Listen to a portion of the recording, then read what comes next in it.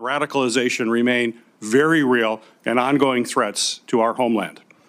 In my role on this committee, I've made combating foreign and domestic terrorism, as well as extremism, a top priority. In this complex environment, it is essential that DHS continue to focus on all terrorism threats, track and report data to Congress and to the American people, and coordinate between all components to ensure the department is effectively addressing all types of terrorist threats. We've also seen the persistent cyber attacks are still a very serious threat, in fact, an increasing threat. A recent attack from Chinese-based hackers infiltrated the Treasury Department, on top of ongoing Salt Typhoon hack that comprised numerous U.S. telecommunications companies. There's no question that DHS must continue to lead the way in protecting our networks from foreign adversaries, cyber criminals, and so-called hacktivists to prevent cyber attacks from becoming increasingly devastating to our security as well as to our economy. And finally, the Department of Federal Emergency Management Agency must continue to work hard to address the increasing number of natural disasters affecting our communities as a result of climate change. From violent storms like hurricanes that brought destruction to states across the South, to the devastating wildfires in California, and countless other severe storms and flooding events all across our country. We need leadership at the department that will ensure our nation effectively responds to communities when disaster strikes them. The safety and security of our nation and the American people depend on the department's ability to effectively address these wide-ranging threats. So, Governor Noem, thank you again for your willingness to serve in this incredibly important position, and thank you for being here today. I look forward to having a comprehensive discussion about how you intend to lead this critical department through a series of national security challenges, if indeed you are confirmed. This morning, Governor Noem will be introduced by Majority Leader John Thune and Senator Kevin Cramer. Senator Thune, you're recognized. Well, thank you, Mr. Chairman and Ranking Member Peters and members of the committee. I'm very pleased to be able to be here today to introduce South Dakota's outstanding governor, who has been nominated by President Trump to serve as the Secretary of the Department of Homeland Security. I've known Kristi Noem for a long time. She has a very compelling personal and family story, which inspired her entrance into the public arena, and I'm sure you'll hear a little bit more about that from her. But I've observed as she has gone through the state legislature as a leader there, State House of Representatives, the U.S. House of Representatives, where she was our only member from South Dakota, representing our state's interests there for 8 years, and now currently as South Dakota's governor. And I think she brings to this job a number of things that are going to be really essential. And one is obviously a skill set when it comes to managing hard problems. She led our state through the pandemic, managed what were extraordinary circumstances all across this country in a way that made South Dakota, frankly, a magnet for people from other states who were trying to flee or get away from some of the heavy-handed requirements that were imposed in other states around the country. Our state stayed open, stayed free, and that was largely due to her leadership.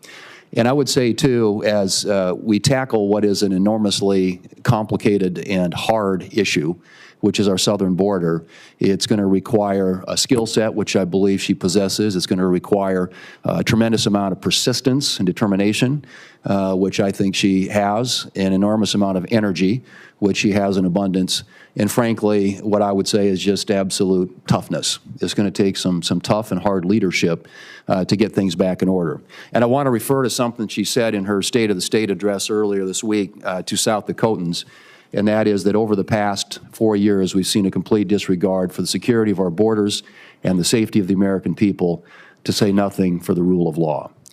Chaos at our southern border and the Biden administration has left our country vulnerable to a whole host of security concerns, from terrorist entries to cross-border criminal activity like drug trafficking. I think it's well documented, and I think it's high time that it gets fixed. And we have somebody nominated by the President that I believe has the capabilities, the qualities, the experience, and again, frankly, the determination and toughness to solve what is a very, very tough issue and one which is desperately in need of solutions. So I'm pleased to be able to be here today to introduce our great governor and to thank you for your consideration. I look forward to this committee acting on her nomination, and I look forward to voting for her on the floor of the United States Senate to be the next Secretary of the Department of Homeland Security. Thank you, Mr. Chairman. Senator Kramer. Thank you, Chairman Paul, Ranking Member Peters, colleagues. Once again, I find myself in full agreement with the Majority Leader. It's a good place to be in our business. So this is a very special opportunity for me. And the first thing I want to do is thank nearly all of you. I got into almost every one of your offices with Kristi as her very amateurish sitting Senator Sherpa. And the blessing for me was not only to be with my good friend and former colleague, but to learn a lot about this committee that I'm not on, and to get an inside view. And Gary, especially learning how we can work together at the northern border and how similar, although very different, Michigan and North Dakota are. So thank you for your hospitality. You were all very kind to Kristi and to me. But Kristi is a former colleague. You know, when you're the only member of a body of 435 from an entire state, it's really important to have friends. So together, Kristi and I were two out of 435. And if we could get Montana, Wyoming, and Alaska, there'd be 5 of us that could take on the fight. But I know this, I remember our very first year, my first year, it was not hers, my first year in the House, the unthinkable happened and the House of Representatives failed to pass a farm bill.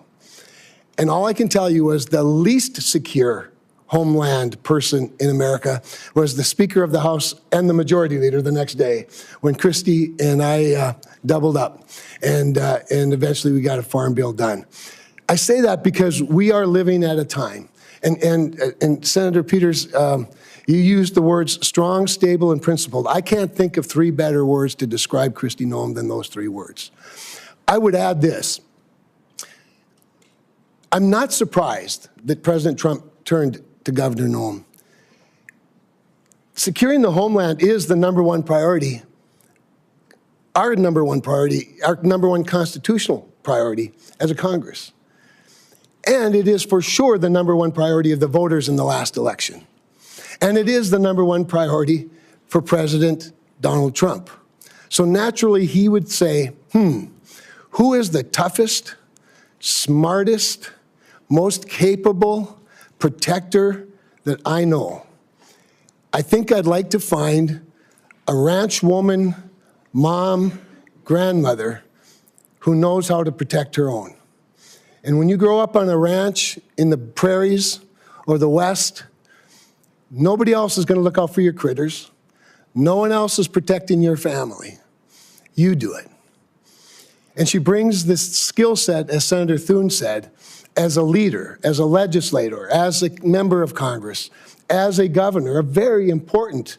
By the way, when I'd get into the room with other governors, Senator Hassan, I might as well have just left because I was now part of a club where I don't belong. But anyway, it was very, very rich because there's an alliance there that's really, really important. And so for me, it's just a really special opportunity to be able to be here with her and to have had this time in your offices introducing her to you. But I want to wrap up because last night I received a very touching letter, unsolicited by either Kristi or me, from the tribal chairwoman from the Standing Rock Sioux tribe, which straddles North Dakota and South Dakota. They don't really care who wins the South Dakota State, North Dakota State football game, but they do care about their reservation. And Chairwoman Alkire sent me this letter. Standing Rock is the home of Sitting Bull, in case you were wondering about the credentials of their ability to protect the homeland. I'll just read a few words. On multiple occasions, Governor Noem has invited the Standing Rock Sioux tribe to her table at the South Dakota State Capitol to enter into meaningful discussions. That's what I witnessed when she came to your offices. And Janet writes, it is of great excitement and enthusiasm that our North Dakota Governor, Doug Burgum, will be at the helm of the Department of Interior, and my hopes remain high that you will feel the same about Governor Kristi Noem at the helm of the Department of Homeland Security. These two governors understand the needs in Indian country and what words like tribal sovereignty, jurisdiction, and consultation mean to the Indigenous people. Speaks volumes to her leadership and to her character. It's my honor to support her and turn it over to her. Thank you for those great introductions. The committee has also received several statements in support of Governor Noem's nomination, including a letter from 22 fellow governors, the International Association of Firefighters, and 6 other organizations. Without objection, these letters of support will be made part of the hearing record.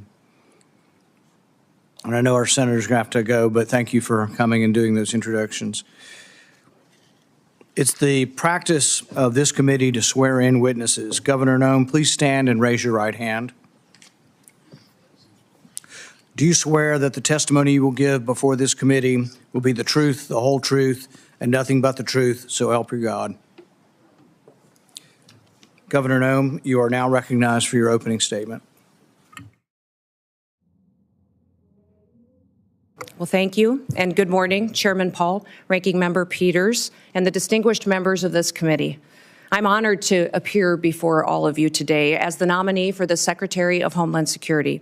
I want to thank President-elect Donald J. Trump for his confidence in my leadership, and the people of South Dakota for their fantastic support throughout my time in public service. I would also like to express my sincere gratitude to Senator Kramer. He has been an invaluable resource to me throughout this process and given me much wisdom as well as insight into the thoughts and the procedures of the Senate and this body. And I'd also like to express my gratitude to Senator Thune, the majority leader of this esteemed body. He's been an advisor to me for many years as well as a friend. And I'm so grateful for the generous support of these two men and their willingness to be here this morning to speak on my behalf and to introduce me to this committee. Now, I'm a wife and a mother and a grandmother, a farmer, rancher, business person. I've served in our state legislature, in Congress for 8 years, and also a governor. I've spent my entire life in rural America. I understand what it means to work hard every single day and to build a better future for your kids and for all of our communities. I come before you today with a deep sense of responsibility and a humility as the nominee to lead the Department of Homeland Security, and also a commitment to the more than 330 Americans who we will work together to help serve and to keep safe and secure in their homes and in their communities. Now, before I proceed, I want to introduce to you my husband, Brian, who's here with me today. He is my constant 24/7 reminder of our dedication to public service and that it's not a solo effort or done alone. He has been a rock by my side, and I appreciate all of his love over so many years. I'm grateful that he's here with me today. Now, securing our homeland is a serious, sacred trust that must be relentlessly pursued and can never be taken for granted. Being safe within our borders here in America is critical, and yet Americans feel less safe than they have felt in decades. For the first time in 30 years, more than 40% of Americans are afraid to walk alone at night within a mile of their homes. President-elect Trump is going to change that. I've seen firsthand the challenges and the opportunities facing our great nation. In the 20 years since the Department of Homeland Security was formed, the nature of the threats to our homeland has grown and they've evolved. This department was created in response to the failures of the government that led to the September 11th, 2001 terrorist attacks. And that reality is not lost on me, especially in the wake of the recent terrorist attacks over New Year's. Now, I've led South Dakota for the last 6 years with a focus every day on making our state safer, stronger, and freer. I've focused every day on making the best decisions, not just for right now, but for generations to come. I've overseen a state budget of over $7 billion and a state employee workforce of more than 13,000, including more than 7,000 that report directly to the governor. I've addressed important issues like cybersecurity, human trafficking, drug interdiction, and also natural disasters, the same challenges that are facing so many of you and the people that you represent back home. I've secured our state and supported the rule of law. And if confirmed as the 8th Secretary, that is the same approach that I will take to leading the Department of Homeland Security. As we face the evolving threats of the 21st century, the mission and the success of DHS is more critical than ever. We must be vigilant and proactive and innovative to protect the homeland. The challenges in front of us are extremely significant, and we must secure our borders against illegal trafficking and immigration. We must safeguard our critical infrastructure to make sure that we're protected against cyber attacks, respond to natural disasters, and also terrorism. I firmly believe that we can meet those challenges head-on with resolve. Innovation, we can use collaboration with federal and with state partners. And senators, I want your input. Border security must remain a top priority. As a nation, we have the right and the responsibility to secure our borders against those who would do us harm. And we must create a fair and a lawful immigration system that is efficient and is effective and that reflects our values. President Trump was elected with a clear mandate.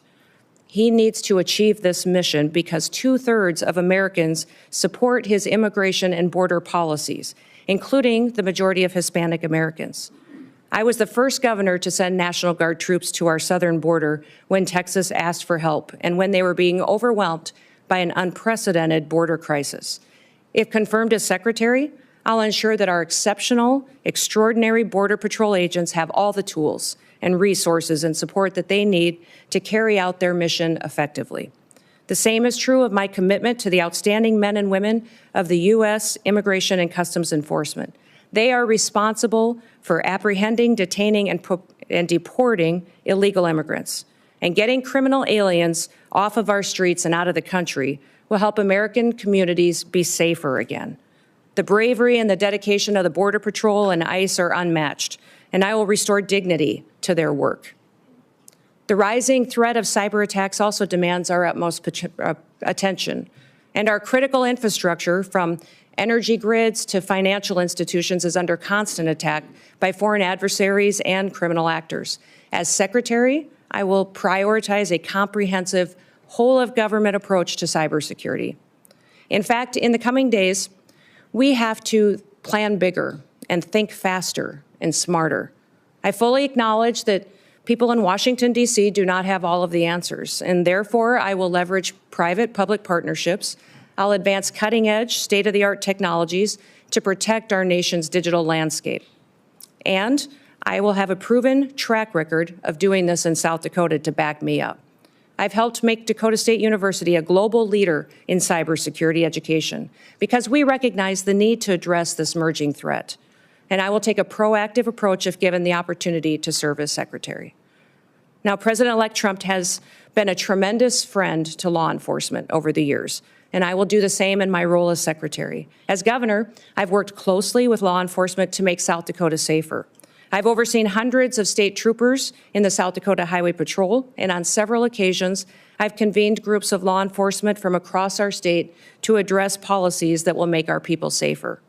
In fact, while some in this country were attacking law enforcement and defunding them, we took the opposite approach in South Dakota. We recruited law enforcement officers to move to South Dakota, a state that respects their service and their sacrifice. And we revamped our law enforcement training to provide the first ever state-led, tribal-focused law enforcement training academy. I'm very proud of the work that we've done in cooperation with our tribes to help make their communities more safe. And we must remain vigilant against terrorism and against others who wish to do us harm to our country and to our great people. I'll ensure that our intelligence and our law enforcement agencies are working together hand in hand, that they're fully equipped to detect, prevent, and respond to threats from radical ideologies and foreign adversaries. This requires resources, coordination, and collaboration across all levels of government. And once again, I will seek your wisdom and I will seek your input into the months ahead. For the sake of the people that we both represent, we have to get this right. Now, I recognize that Homeland Security isn't just about prevention, but it's also about resilience. When disasters strike, as we know they will, the Department of Homeland Security must be ready to respond swiftly, efficiently, and effectively to protect the lives and the property of Americans. As governor, I've worked with FEMA in response to a dozen natural disasters in South Dakota. These have included historic floods, tornadoes, blizzards, wildfires, a derecho, and even a global pandemic. As Secretary, I will enhance our emergency preparedness and strengthen FEMA's capabilities, and we will ensure that no community is left behind, and that life-saving services like electricity and water are quickly restored. As Secretary, I will oversee the Secret Service, an agency that is in serious need of reforms. We all saw the threats to President-elect Trump last year and the consequences of failure. Now, that should never happen again. And I've worked closely with my own gubernatorial protective detail, and I'm familiar with what works and what doesn't work. And I'll bring that experience towards strengthening the Secret Service once again.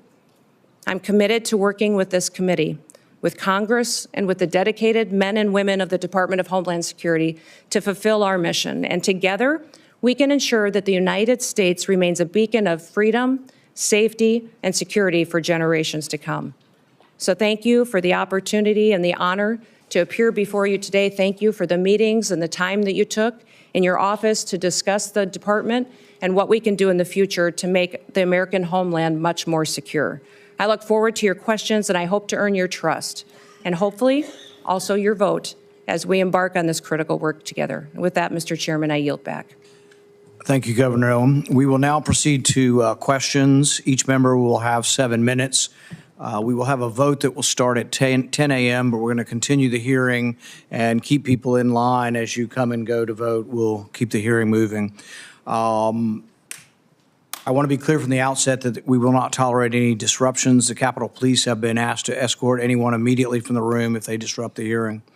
This is a standard question, Governor Noem, that we ask of all nominees. Governor Noem, do you agree without reservation to comply with any request or summons to appear and testify before any duly constituted committee of Congress if you are confirmed? Yes, Mr. Chairman. I'm going to reserve the rest of my time for my questions and go to Senator Peters. Thank you, Mr. Chairman. Governor Noem, the DHS Secretary has many competing priorities, as you well know, and you outlined certainly in your opening comments, from our borders to wildfires to cyber attacks. But as you and I discussed at length, and I appreciate you bringing it up in your opening comments as well, we do have a northern border in addition to a southern border. That's absolutely essential that the DHS has the resources necessary at the northern border to carry out its mission, both between ports of entry and all along the border. In fact, we've seen an increase in unauthorized crossings in recent years at the northern border. So my question for you is, if confirmed, do you commit to ensuring, along with the southern border, that the northern border is sufficiently staffed to maintain its security and robust trade between the U.S. and its neighbors, including at the Gordie Howe International Bridge in my home state of Michigan, have the resources they need to facilitate trade while keeping Americans safe?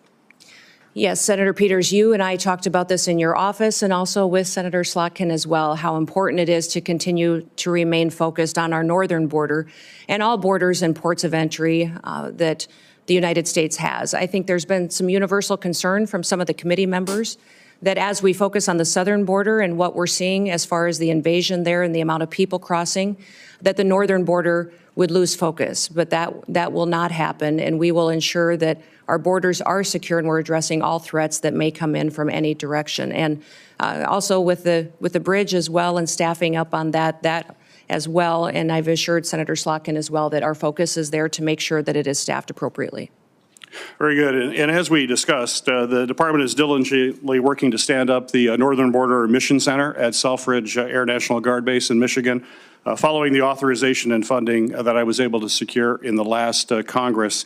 This center is critical to supporting the department's northern border security missions and addressing evolving threats.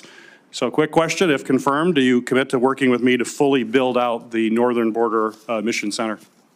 Yes, Senator, we will look forward, and I look forward to working with you to ensure that is a priority and that it's adequately resourced, and working with Congress and senators to make sure that we have what we need to make sure that mission for that base is fully fulfilled. Great, thank you. On New Year's, we witnessed 2 incidents that reminded us that terrorism and extremism remain serious threats to all Americans. Both DHS and the FBI have consistently said that the most persistent threat to the homeland is from U.S.-based individuals or small groups radicalized by a variety of ideologies, from white supremacy to ISIS to al-Qaeda. we must certainly continue to focus on people who are radicalized here in the United States with the intent of terrorizing our communities. So my question for you, ma'am, is how do you plan to address this threat of U.S.-based terrorists? Senator, this is a grave concern for our country, as we all agree that the #1 threat to our homeland security is the southern border. In fact, since Joe Biden has been president, we've seen 382 individuals that have come over that border that are on the terrorist watch list. Behind me have the governor of Louisiana with me. And he and his state and people in this country went through a horrific event on New Year's Day, and one that we never want to see repeated again. But this governor behind me is concerned also about an upcoming event, which is the Super Bowl coming shortly, which we need to do all that we can to work together, that he has the reassurance that the federal government, that the Department of Homeland Security is prepared to help him protect that event and to keep people safe while they are there. Those 382 terrorists or known terrorists that have come over our border, we don't know necessarily where they are because of what has been happening under Joe Biden's policies. Now, President Trump obviously won the last election with a clear mandate, and that mandate is for the American people to secure that border. But also, we need to focus on domestic terrorism and homegrown terrorism, which you just referenced in your question. Homegrown terrorism is on the rise. We see more and more incidents of people that are U.S. citizens that have become radicalized, and knowing when people are leaving the country and coming back and changes to their behaviors and what their actions are is critically important. So the resources that the Department of Homeland Security has needs to be utilized as far as identifying those threats and being proactive to prevent them, but also protecting civil rights and liberties in that process and making sure that the department is on mission to do what it was called to do, why it was created, and what authorities that Congress and the Senate has given them. My hope is that Governor Landry and his staff and his people and the people that attend the Super Bowl know that the Department of Homeland Security is their partner, is on watch to protect them and to keep that event safe. I hope all Americans know that leadership has consequences. I hope that we can get through and get your support for this nomination and get confirmed quickly so that we can address the threats that we currently face and make sure we don't have any repeats of the day that we saw just starting this year on New Year's Day. In the last 2 years, we have seen increasingly aggressive and expansive cyber attacks against our federal agencies. Just last month, Chinese hackers infiltrated the Department of Treasury and stole potentially thousands of unclassified documents. So given these concerning trends by the PRC to hold our federal networks hostage, do you believe that federal agencies should be required to implement cybersecurity upgrades and maintain the highest cybersecurity standards to protect sensitive or classified data and U.S. citizen information as well? Well, Senator, the mission of CISA, which is the Cybersecurity and Infrastructure Agency, the mission of it is to hunt and harden. It's to find those bad actors and help work with local and state infrastructure, critical infrastructure entities so that they can help them be prepared for such cyber attacks and that they can make sure that they're hardening their systems to protect them in the future, recognizing the vulnerabilities that they have. CISA's gotten far off mission. They're using their resources in ways that was never intended. The misinformation and disinformation that they have stuck their toe into and meddled with should be refocused back onto what their job is, and that is to support critical infrastructure and to help our local and small businesses and critical infrastructure at the state level to have the resources and be prepared for those cyber attacks that they will face. You know, Salt Typhoon was a campaign of espionage by the PRC in China against our telecoms, where large amount of data was stolen and taken, and people's private information was taken as well. And we've also seen China and the PRC go after our critical infrastructure with the Volt Typhoon hack.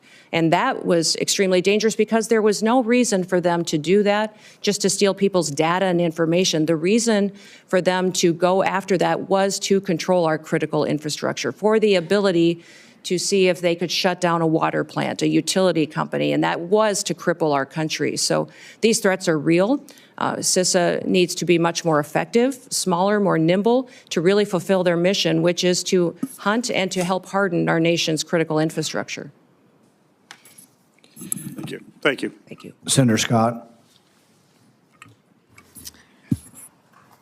Governor Noem, congratulations on your nomination. Thank you. I think you're going to do a great job. Thank you. I think it's great that you're a governor and you bring that expertise to the table. So I just went through the campaign to get reelected, and it was after the Butler shooting. I'd asked people, I said, at all my events, I say, raise your hand if you think the acting director of the Secret Service is going to tell us what happened. Not one person. I said, what about Secretary Mayorkas? He's running HHS. What do you think? Or Homeland Security. What do you think? I said, how about Christopher Wray? Head of the FBI? Not one person. Can you just talk about the importance of transparency and accountability in government and how you're going to bring that to the table? Yeah, Senator Scott, thank you for that question, because that's what I have found across the country as well, and I know it's certainly true in my home state of South Dakota, is that people don't trust the federal government. They don't trust our leadership and this current administration that's in the White House right now to tell them the truth. To tell them the truth about what the threats really are, about our agencies and departments, when there are failures, addressing them and fixing it. The Secret Service is one of those perfect examples. They need leadership that understands why that Secret Service was created and what it needs to do. There's two elements really that the Secret Service is tasked with, and that is protective detail and then also investigations. Yet we see investigators within the Secret Service out there investigating antiquities and other things that are off mission when they should be focused on making sure we're addressing national security events with the protocols that are necessary and protecting the individuals that they're charged with and getting that skill set and training that are necessary. That's been compromised by not having enough people there and being adequately staffed and resourced. But frankly, the leadership hasn't been honest about talking about it. We saw this with the drones over New Jersey as well, the federal government not answering the questions from the public. And when they finally got a straight answer out of President Trump, they felt reassured that somebody recognized that this was something they were questioning and that they deserved answers. My goal and my mission is to build trust. We will undertake a large job and a large duty that we have to fulfill, that the American people expect us to do by securing our border, to make sure that our nation is a nation with borders, or we're no nation at all, and that we are making sure that those criminal actors that are perpetuating violence in our communities and in our cities and towns and states are removed from this country, that there's consequences for breaking the law in our country again. There has to be consequences, because when Americans break the law, there's consequences. And why would we ever allow someone to come in from another country and not allow them and not have consequences, or allow them to continue to go forward and to commit rape and murders and break other laws that endanger our society. So we've had over 13,000 murders that are loose in this country that have come over that border. We've had almost 16,000 rapists and sexual assault perpetuators that are loose in this country right now. 425,000 plus people have criminal convictions that are here illegally in this country that our current administration is doing nothing to round them up and get them out of our country. We will be doing that immediately, and that will be the priority. And that is one of the reasons that today the American people have lost their trust. President Trump will build it back and know that their federal government is accountable to them and is working to put America first again. So Joe Biden completely opened our southern border and dismantled our entire immigration system. As a former governor, I know that when the federal government policies are broken and failing Americans, you see the impacts in your state, just like I did when I was a governor. And you take the steps necessary to protect the families in your state. I know you've done that. One thing you did, as you talked about before, you sent troops, our National Guard, to the southern border. Can you talk more about how Biden's open border policy has affected your state and communities, and the role your state resources placed in helping secure the border? You know, we certainly have seen the effects in South Dakota that many of your states did, and I would say every state has seen the effects of an open border and the policies that have been under the Biden administration. We saw increased crime, but we also saw increased drug activity. We saw cartel and their affiliates moving into our state to proliferate trafficking, and we saw people being victimized and a lack of accountability with the federal government. So when Texas was addressing the situation and asked other governors for help, we sent help. I know many of the other governors at the time were sending law enforcement, but I made the decision that at that time that it was more appropriate to send the National Guard that our National Guard could be activated under Title 32 and sent to assist another state from the invasion that was happening, and because the National Guard is trained for just such a mission. Because of this invasion, that it is a war zone down there with what they are going to see, the threats that they would see, and that they are trained specifically to interact with other agencies. The National Guard is used to falling in with other agencies and cooperating with them and could do that seamlessly. And their families and their communities are normalized to them being deployed. So we have in South Dakota deployed our National Guard to the southern border 8 different times. 2 of them were federal deployments that the Biden administration sent them down there. One was to send our Lakota helicopters, which were used for surveillance and the drug interdiction that was going on down there. But 6 other times I sent them under state activation to partner with Texas and other states in securing our southern border. They did security operations. They also did building of the wall and partnered with Texas, recognizing the failures of the federal government. The failures of the federal government are significant, and we've seen our families and communities devastated by those effects, by the drug epidemic, by the trafficking that's going on, the increased crime. And we recognize that just because the federal government wasn't doing their job, we could not fail our state. And I needed to protect the people of South Dakota, and the people of South Dakota were overwhelmingly supportive of these deployments and very proud of our National Guard. When I was governor of Florida, there was a terrorist attack in Paris by Syrian refugees. So President Obama was president, and I said, I'd like to know if you're going to send refugees to my state, that you give us some background on them. You know, I assume you vetted them and tell us what's going on. You have to tell me, but you ought to tell our state law enforcement and our local law enforcement. All right, that they said, go jump in the lake. They're meaner than that, but they said, go, you know, you have no rights as a governor, which had made no sense. We had over 70,000 people come here after Afghanistan on planes into this country, completely unvetted, all right? They've never given our governors any information. So would you change that? Yes, the communication between states and the federal government has been absolutely broken. And that's what I love about this committee is you do have governors sitting on this committee that have been in that role as a commander-in-chief and have the responsibility for being the CEOs of their state. It's a different perspective than serving. I served in Congress too, and both are extremely important, and they're just different in that responsibility that weighs on your shoulder. I often told folks that that is the thing that most times, if something was going to keep me up at night, it was the responsibility that I had being commander-in-chief, recognizing the decisions that I made. And I'm sure you had this feeling as well, Senator Scott, as governor, that impacted those families, those soldiers, and it impacted their communities when we pulled them out, and the importance of that. And when they were bringing refugees into the country, I as well communicated that to the federal government. They were bringing refugees, and I asked how they were vetted, how we were working with their home countries to find out who they really were, what their intentions were, and why they were coming to the United States, and received no information from this administration, that vetting process was being done, that we knew where they're going. In fact, they kept us in the dark and didn't communicate to us even what states and where those refugees were being placed. So that is something that we need to change. When we have programs that fall under the purview of the Department of Homeland Security, there needs to be communication, especially with the governors, so that we can coordinate to ensure that it's the right thing for that state. Thank you. Senator Hassan. Thank you, Mr. Chair, and welcome, Governor Noem. Really appreciate you being here. Welcome to your family as well. Thank you. And families do share in this kind of public service, and we appreciate them very much.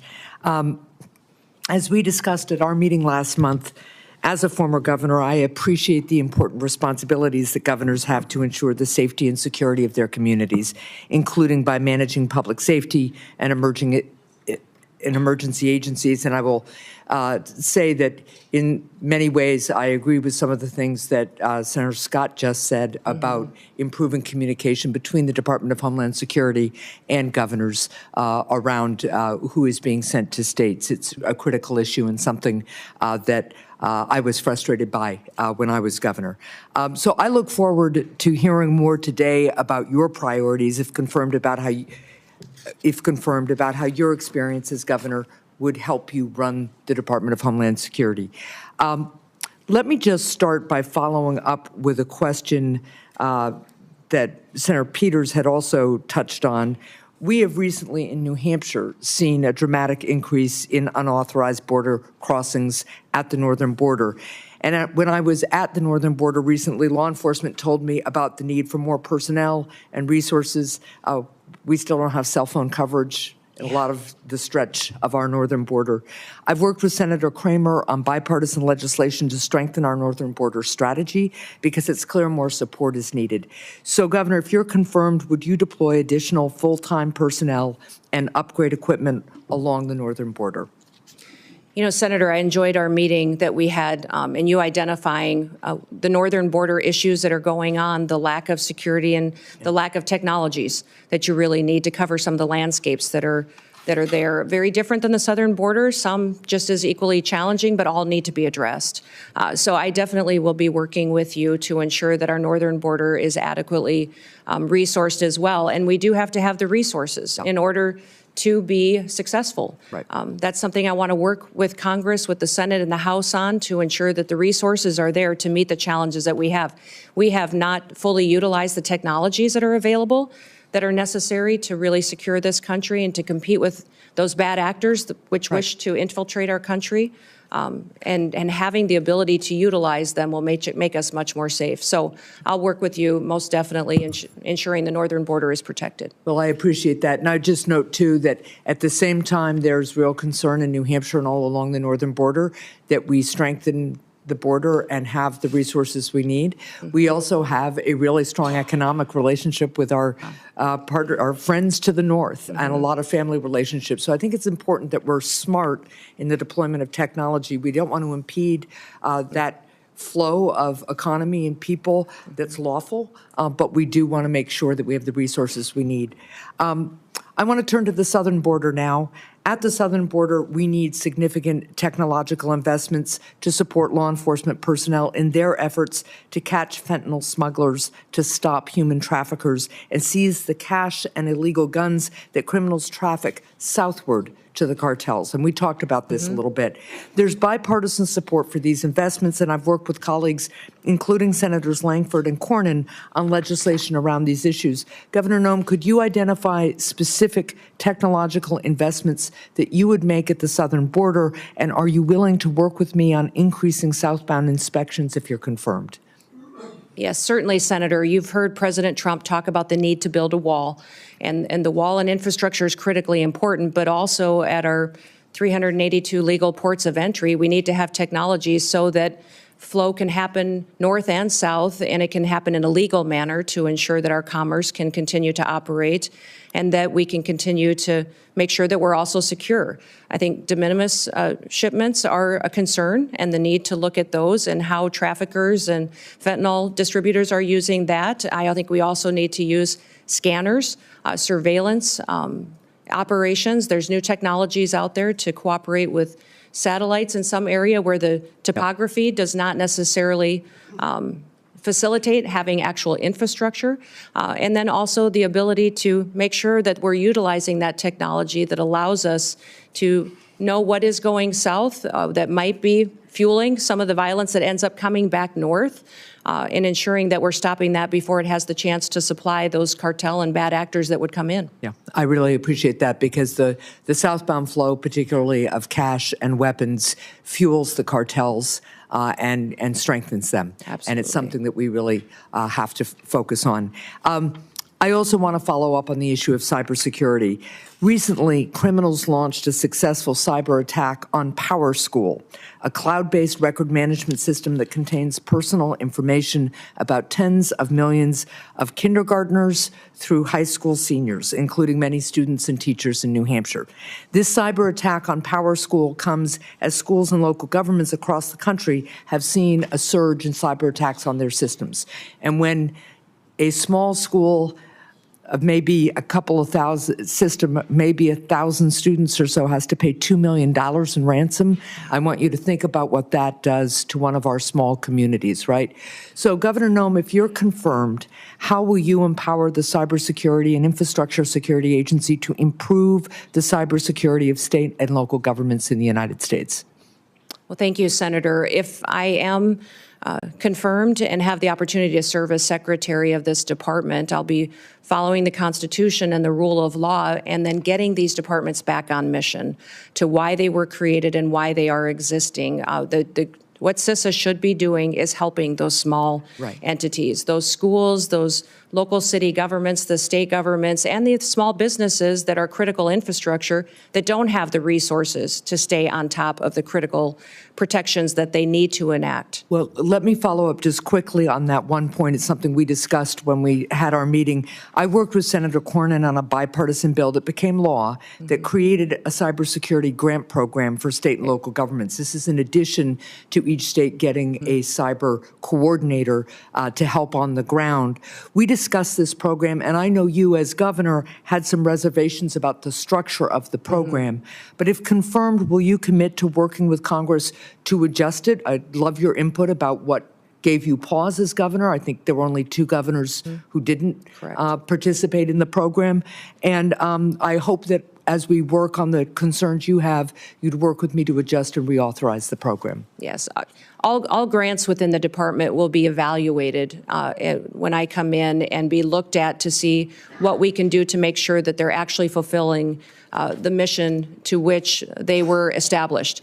What I would say about the cybersecurity grants in South Dakota, when I came in as governor, one of my main priorities was to bring the next industry into the state. And I determined that that would be technology and cybersecurity. In fact, we have Dakota State University in our state, which is a cybersecurity national leader in training those cyber warriors that we need to protect us and keep us safe. I've since then partnered to grow and double the size of that school. We train a lot of NSA employees in South Dakota. And so understanding cybersecurity and my experience in that, I think, is critically important to the department and bringing it to the table to do this. You talked about why we didn't take that cybersecurity grant in South Dakota, and it's because the requirements of that grant would have caused me to grow my state government.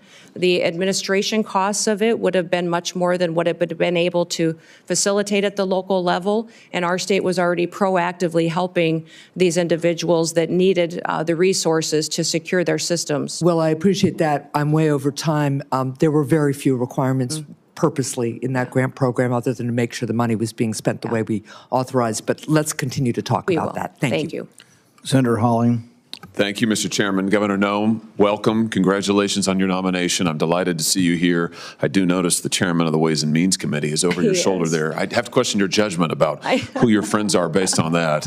The great chairman from the state of Missouri. It's fantastic to have you here. You know, the Department of Homeland Security is not particularly old, but you already have what I hope will soon be the distinction of succeeding the worst secretary in the history of the Department of Homeland Security. Alejandro Mayorkas has been an absolute disgrace to that department and frankly to this country. And I'm delighted to see you willing to step up and serve. Let me just ask you something. I repeatedly asked your predecessor when he sat where you're sitting whether the southern border was secure.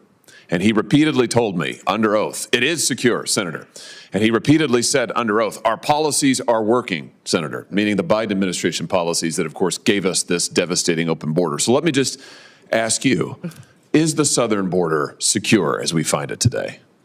Senator, no, the southern border is not secure today, but in just 3 days, we will have a new president in this country, President Donald J. Trump, and he will secure our border. That is refreshing candor. I'm glad to hear it. Let me ask you about a young man from my state.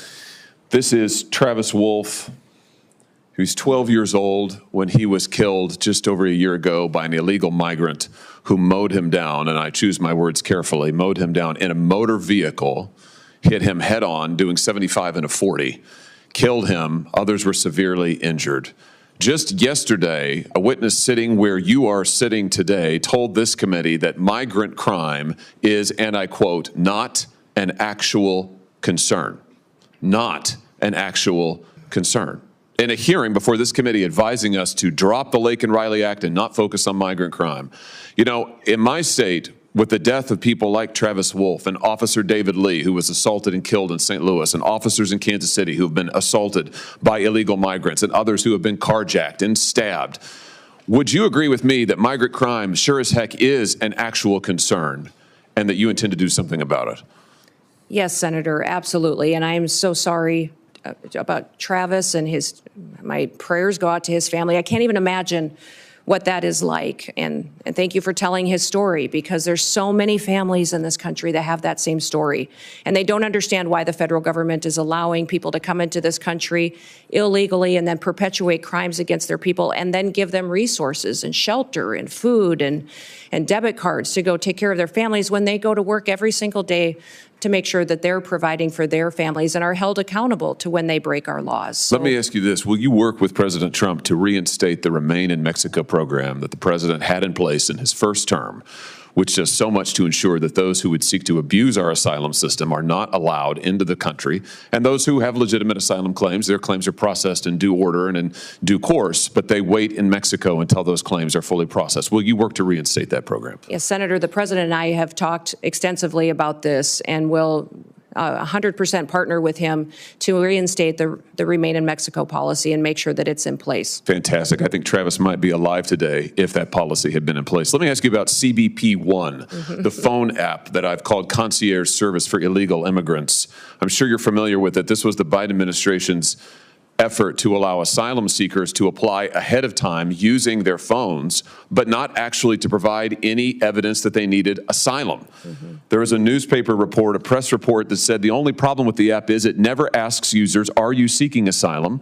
They don't ask for any asylum evidence. They simply release these so-called asylum seekers who use the app into the country on parole. Sometimes they're never given a hearing. The Inspector General actually did a report, a full investigation report on CBP One, and found that frequently users of this app were claiming the same addresses in the United States as their intended destination, even though they didn't know each other, they weren't family connections. In other words, it has been completely abused. And the idea that the federal government would pay for this kind of concierge service for illegals, I think, is outrageous. Will you end the use of the CBP One app? Yes, Senator, if confirmed, and I have the opportunity to be secretary on day one, CBP One will be shut down. There's data and information in there that we will preserve so that we can ensure we know who's coming into this country and who's already here that we need to go find, but also we make sure that there's another program, CHNV, which I'm sure you're very familiar with, where our federal government actually paid to fly people into this country directly from other countries without any vetting or knowing who they are. So there's several of these programs that need to be eliminated, and we need to ensure that we're following legal immigration laws. I'm glad you just mentioned CHNV. This is this is a mass parole program. Of course, as you know, our law allows parole in only very limited circumstances. There are two circumstances, and it requires case-by-case evaluation. The present administration, soon to be gone, has granted mass parole in direct defiance of the law, not case-by-case evaluation. The CHNV program is one of those instances. Will you put a stop to this abuse of our parole law and our asylum system? Yes, we will go back to case-by-case evaluation of these parole cases and ensure that we have more resources if you will partner with us to make sure that our legal immigration system is fully utilized, that we have more judges, more immigration courts so that we can process people legally and make sure that they are going through that process rather than, like Joe Biden has done, use this as an excuse to allow people to come into our country with no consequences. Let me ask you about another low light, not a highlight, but a low light of this last administration and DHS. Your predecessor, the current Secretary of DHS, established a disinformation board using taxpayer resources to police speech on the internet and elsewhere, to tag American citizens' viewpoints as either legitimate or not legitimate, and use the power of the state to censor them, including having them removed and perhaps penalized. This has got to be the darkest chapter, I think, in DHS's short history. He eventually withdrew the board under intense criticism, but has never fully repudiated it and never promised not to do it again. Will you pledge to us here today that under your leadership, there will never be a disinformation board or anything like it at DHS, and you will be a champion for the free speech and First Amendment rights of all Americans? Yes, Senator, there will not be a board such as that under my leadership at the Department of Homeland Security. Fantastic. Absolutely. Let me ask you in my remaining seconds, just one more thing about the Secret Service. You've mentioned this, and I'm so glad that you did. This committee, and it has been bipartisan, this committee has done bipartisan work on the attempted assassinations, or the assassination attempts, I should perhaps say, of the former president, soon to be the future president, soon to be the president, President Trump. We were stymied at every turn. And I should use the present tense. We are currently being stymied at every turn by the current Secret Service leadership and, frankly, by the leadership of DHS, who have refused to turn over documents, who refuse to make people available for interviews. We finally had to pass my own law in this committee, which we unanimously adopted, a law, a statute, mind you, which would require DHS and Secret Service to turn over relevant information to us about the assassination attempts. It's unbelievable. When you come to office, to this office, I hope very soon, will you pledge to us that you will open the books on all of the facts associated and around these assassination attempts, that you will make available to us and to the public, most importantly, all the facts so that we can ensure that this never happens again and that the needed reforms in the Secret Service are put into effect? Yeah, Senator, if I am the Secretary of Homeland Security, I will certainly work with you to build transparency and make sure the facts are shared with you and your committee. I know that you've been very frustrated by the lack of transparency from the department, and I want to thank those of you that have worked on that report that was put together on these assassination attempts. I know it was a bipartisan report and investigation that this committee conducted, and I appreciate you focusing on that, and I will work with you to get the information so that you have the truth of really what happened there and the failures so they can be fixed. Thank you. That's a great place to end, and a high note as I see my friend Senator Blumenthal, who did fantastic work on this effort, and it will be an incredible an incredible new day, and incredibly refreshing to have a DHS secretary who will tell us the truth, who will be honest with us about the facts, honest with the American people, and who will enforce our law. And I know you'll do that, Governor Noem. I look forward to supporting your nomination. Congratulations. Thank you. Senator Blumenthal. Thanks, Senator Johnson. Welcome, Governor Noem, and thank you for being here. Thank you for visiting with me, and thank you to your family for their service as well. Let me begin on a high note, thanking Senator Hawley for his leadership on the effort that I led with him to essentially get some basic facts out of the Secret Service when we were investigating, Senator Johnson and I, as leaders of the Permanent Subcommittee on Investigation, helping to lead it with the chairman and ranking member here. And I'm hoping that you've read our report and that you will agree to begin implementing its recommendations, which call for major reforms, in my view, a house cleaning top to bottom in the Secret Service, and greater transparency with this committee and with the American public. Yes, sir. I will certainly work with you to do that and to work to make sure that we have that transparency and the committee has the information that it needs to do due diligence of its oversight. Our investigation is continuing. Yep. Senator Johnson and I have discussed it, and we will be making more requests to pursue the fact-finding that is so important. I want to ask you about disaster relief. California is on fire. The fires raging there are going to leave destruction and devastation that is heartbreaking. I am really disappointed with some of the statements that President-elect Trump has made. For example, saying that, quote, we won't give him, referring to Governor Newsom, money to put out all his fires, and if we don't give him money to put out fires, he's got a problem.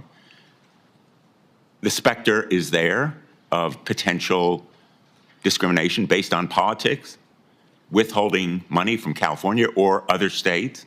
It's not an unfounded fear. In the last administration, there were public reports about President Trump withholding money from the state of Washington because of his disagreements with Governor Inslee. Connecticut, like the rest of the nation, suffers from these natural disasters. Most recently, in August, we were hit by major flooding, and these natural disasters are going to become more frequent, as will be the need for the federal government to meet the requests for declarations of natural disaster.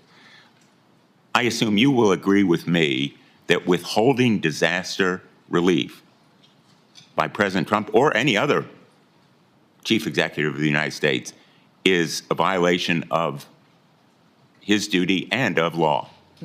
Well, Senator, leadership has consequences, and looking at the tragedy that's happening in I want to California ask you is yes or no, with all due respect. It's an easy. What's happening in California is the ramification of many decisions over many years. But under my leadership at the Department of Homeland Security, there will be no political bias to how disaster relief is delivered to the American So if people. President Trump were to say to you, we're going to withhold money from Connecticut or Michigan or any of the states, Iowa, because we don't like the governor or we don't like the politics of the state, you would stand up to him and say, Mr. President, we need to allocate that money. Well, Senator, in 3 days, President Trump will take an oath to uphold the Constitution and the rule of law in this country, and he will do that, and I'll be glad to have him back.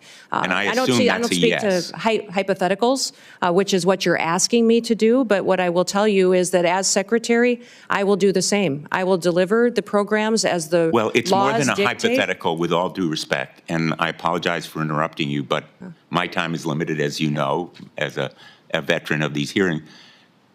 It's more than a hypothetical. It's based on experience with President Trump withholding money from Washington State and elsewhere.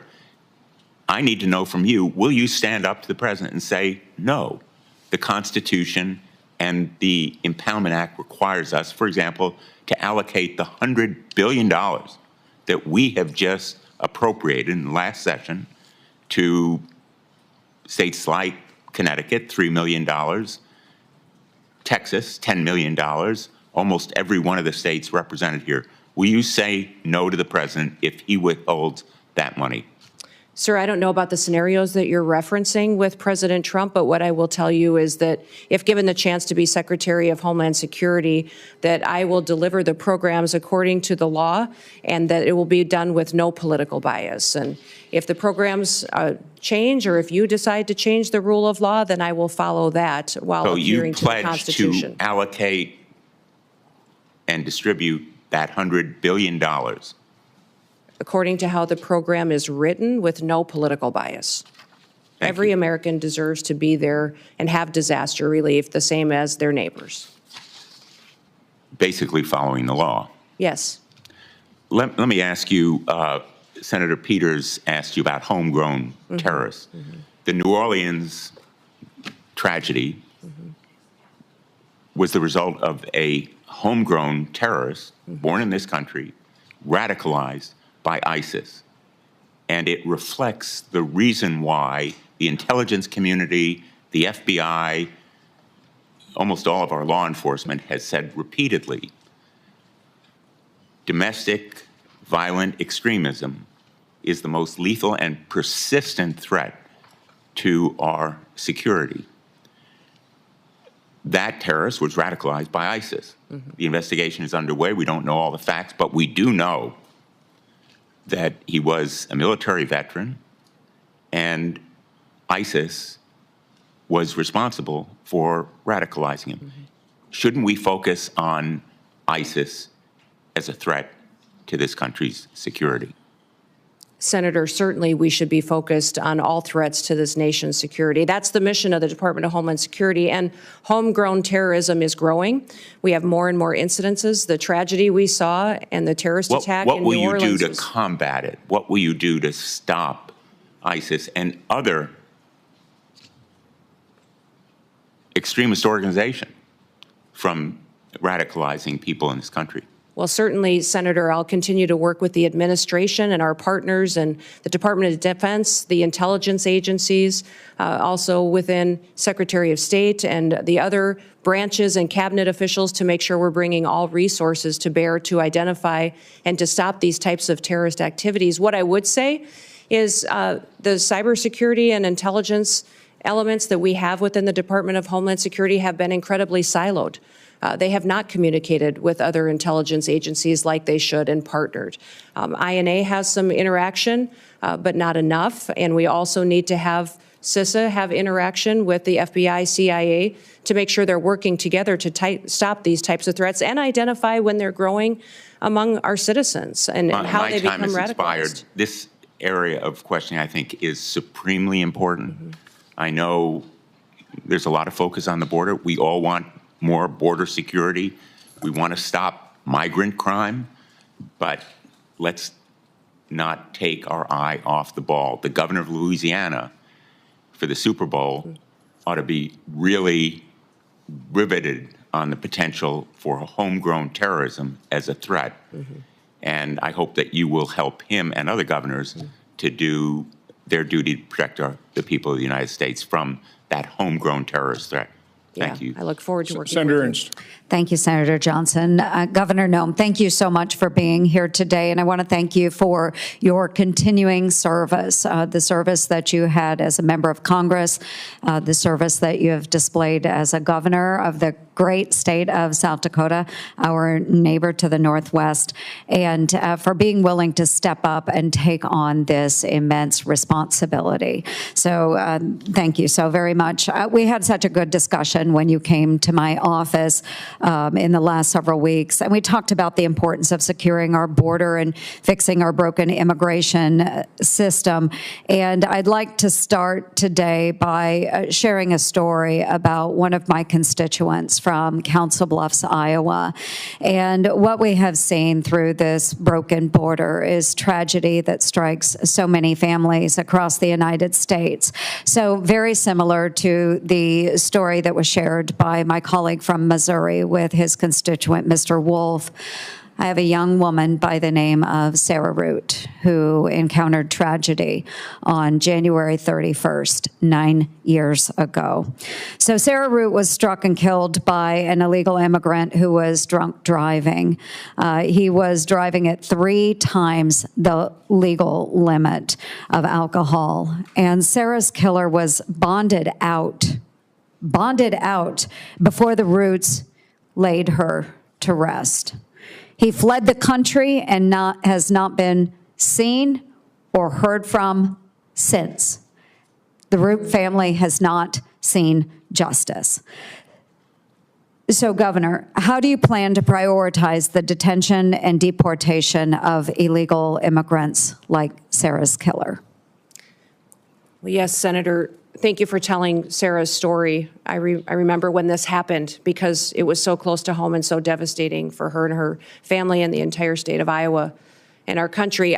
President Trump is focused on making sure that these types of situations don't happen again, that we don't continue to lose our children and our family members to illegal immigrants that come in and perpetuate crime and with no accountability, and then are released with no consequences. So the #1 priority of the president is to secure the border and to deport these criminal actors immediately and as soon as possible. They will be the #1 priority to make our communities safer and so that we don't have this kind of situation going forward. In fact, people, I think when they first heard my name being mentioned and nominated for the Department of Homeland Security, maybe thought it was a little bit of a surprise. Like, oh, I didn't think about Kristi doing that job. But I tell people the reason that I asked for it is because I knew it was the president's #1 priority. I knew that it needed to have someone in the position that would do what the president promised the American people, would be strong enough to do it, and follow through to make sure that we're protecting our communities and America, but that also came at it from a perspective of how these families feel, that was a wife and a mom and a grandmother, and would be able to stand up and communicate to the American people what we were doing and why we were, because it's what they asked us to do. I have 3 grandchildren and 1 more on the way, and when I look at little Miss Addie every day, I just think, what kind of a country is she going to grow up in? What kind of a country will we leave her and her brother and a sister? And I don't want them to think that their grandma sat on the sidelines and didn't do all that she could. So I will enforce the Constitution and the law, and I will make sure that when people enact horrific things like this that happened to Sarah and her family, that there will be consequences for it. Yeah, absolutely. And as a fellow grandma, I know that you are perfectly positioned to enforce this. I do want to move on to another topic that we visited about in my office. So I'm the founder and the chair of the DOJ Senate caucus. And so we do need greater government efficiency. And I do believe in order to do that, we need less of our employees teleworking and more of those government workers back in the office working for our constituents. And to that end, it ties together then, too. We just found out that the Treasury Department had a cyber attack on December 8th from China. And no surprise here, they access servers through work from home software. So it all ties together. We need more people back in the offices, making sure that any communications are secured, any work is secured. And to that, I know the Biden administration has put a huge emphasis on the cyber bureaucracy, but they haven't really done anything about it. And they haven't given any authority to those that are enforcing the standards.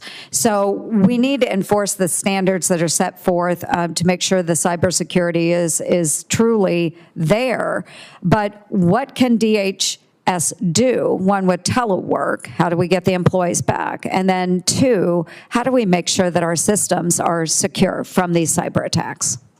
Well, Senator, thank you for focusing on remote work and the need to get people back in their offices and accountable to the work that they do.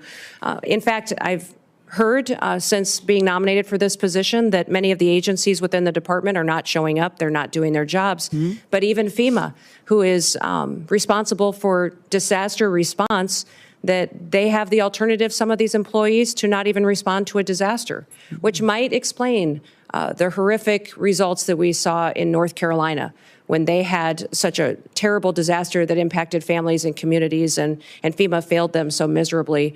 If it's not even a responsibility of them to show up when terrible things happen, what other day-to-day activities are not getting done because they're working for home or not doing their job at all. You talked about cybersecurity and the need to ensure that our systems are safe and secure. One of the things that disturbs me the most is that we don't necessarily even know how some of these espionage attacks that have infiltrated our systems have happened. We don't know how to stop them yet. We don't have the knowledge, and that our departments and intelligence agencies and cybersecurity agencies have become siloed and aren't working together to stay in front of these bad actors. But many times our most vulnerable area happens at the state and local level. Some of these smaller entities that feed information into our systems is where they choose to infiltrate and get our data and to really hold for ransom many of these companies and then impact our federal systems as well. So one of the first meetings I had when I was elected governor with the former governor during the transition was he said the number one priority you're going to have as governor is to secure our systems. He said our systems are so antiquated, and we've had over 16,000 hacking attempts in just the last month. You need to secure our systems and get it done. So that was a priority for me. And to do that, and we fully funded it and got it done in South Dakota, and it's being implemented today. I look forward to doing that at the federal level to make sure that people's data and information is safe, but also our country is safe from these bad actors that have a plan to take us out.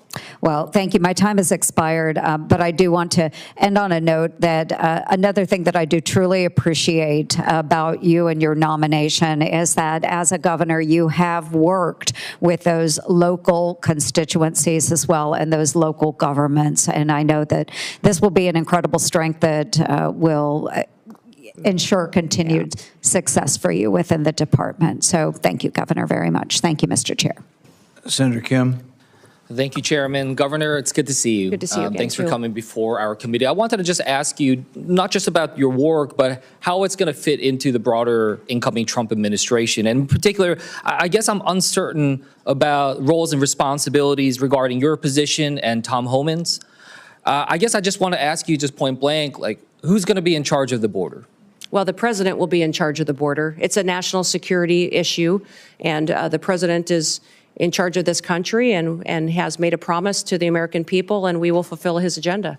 Well, that was a good answer. It's the answer I would have given as well. But I guess I got confused. When Trump made the announcement about Tom Homan, he said, quote, I'm pleased to announce that Tom Homan, and said that he's in charge of our nation's borders. So I guess, again, I'd just like to go back to you. How are you going to work with Mr. Homan? What is the division there? I'm trying to get a better sense of who's in charge. Yeah, Tom Homan is an incredible human being who has over 30 years of experience. Incredible experience. Yeah, I get at the that. border I'm just trying to and think the through insight and wisdom. Decision-making process when it comes to your work. For instance, will he be giving orders directly to CBP, ICE, USCIS? Tom Homan has a direct line to the president. He is an advisor to the president, the border czar. I obviously will be, if nominated and confirmed, and put into the position of being the Department of Homeland Security secretary and responsible for the authorities that we have and the actions that we take.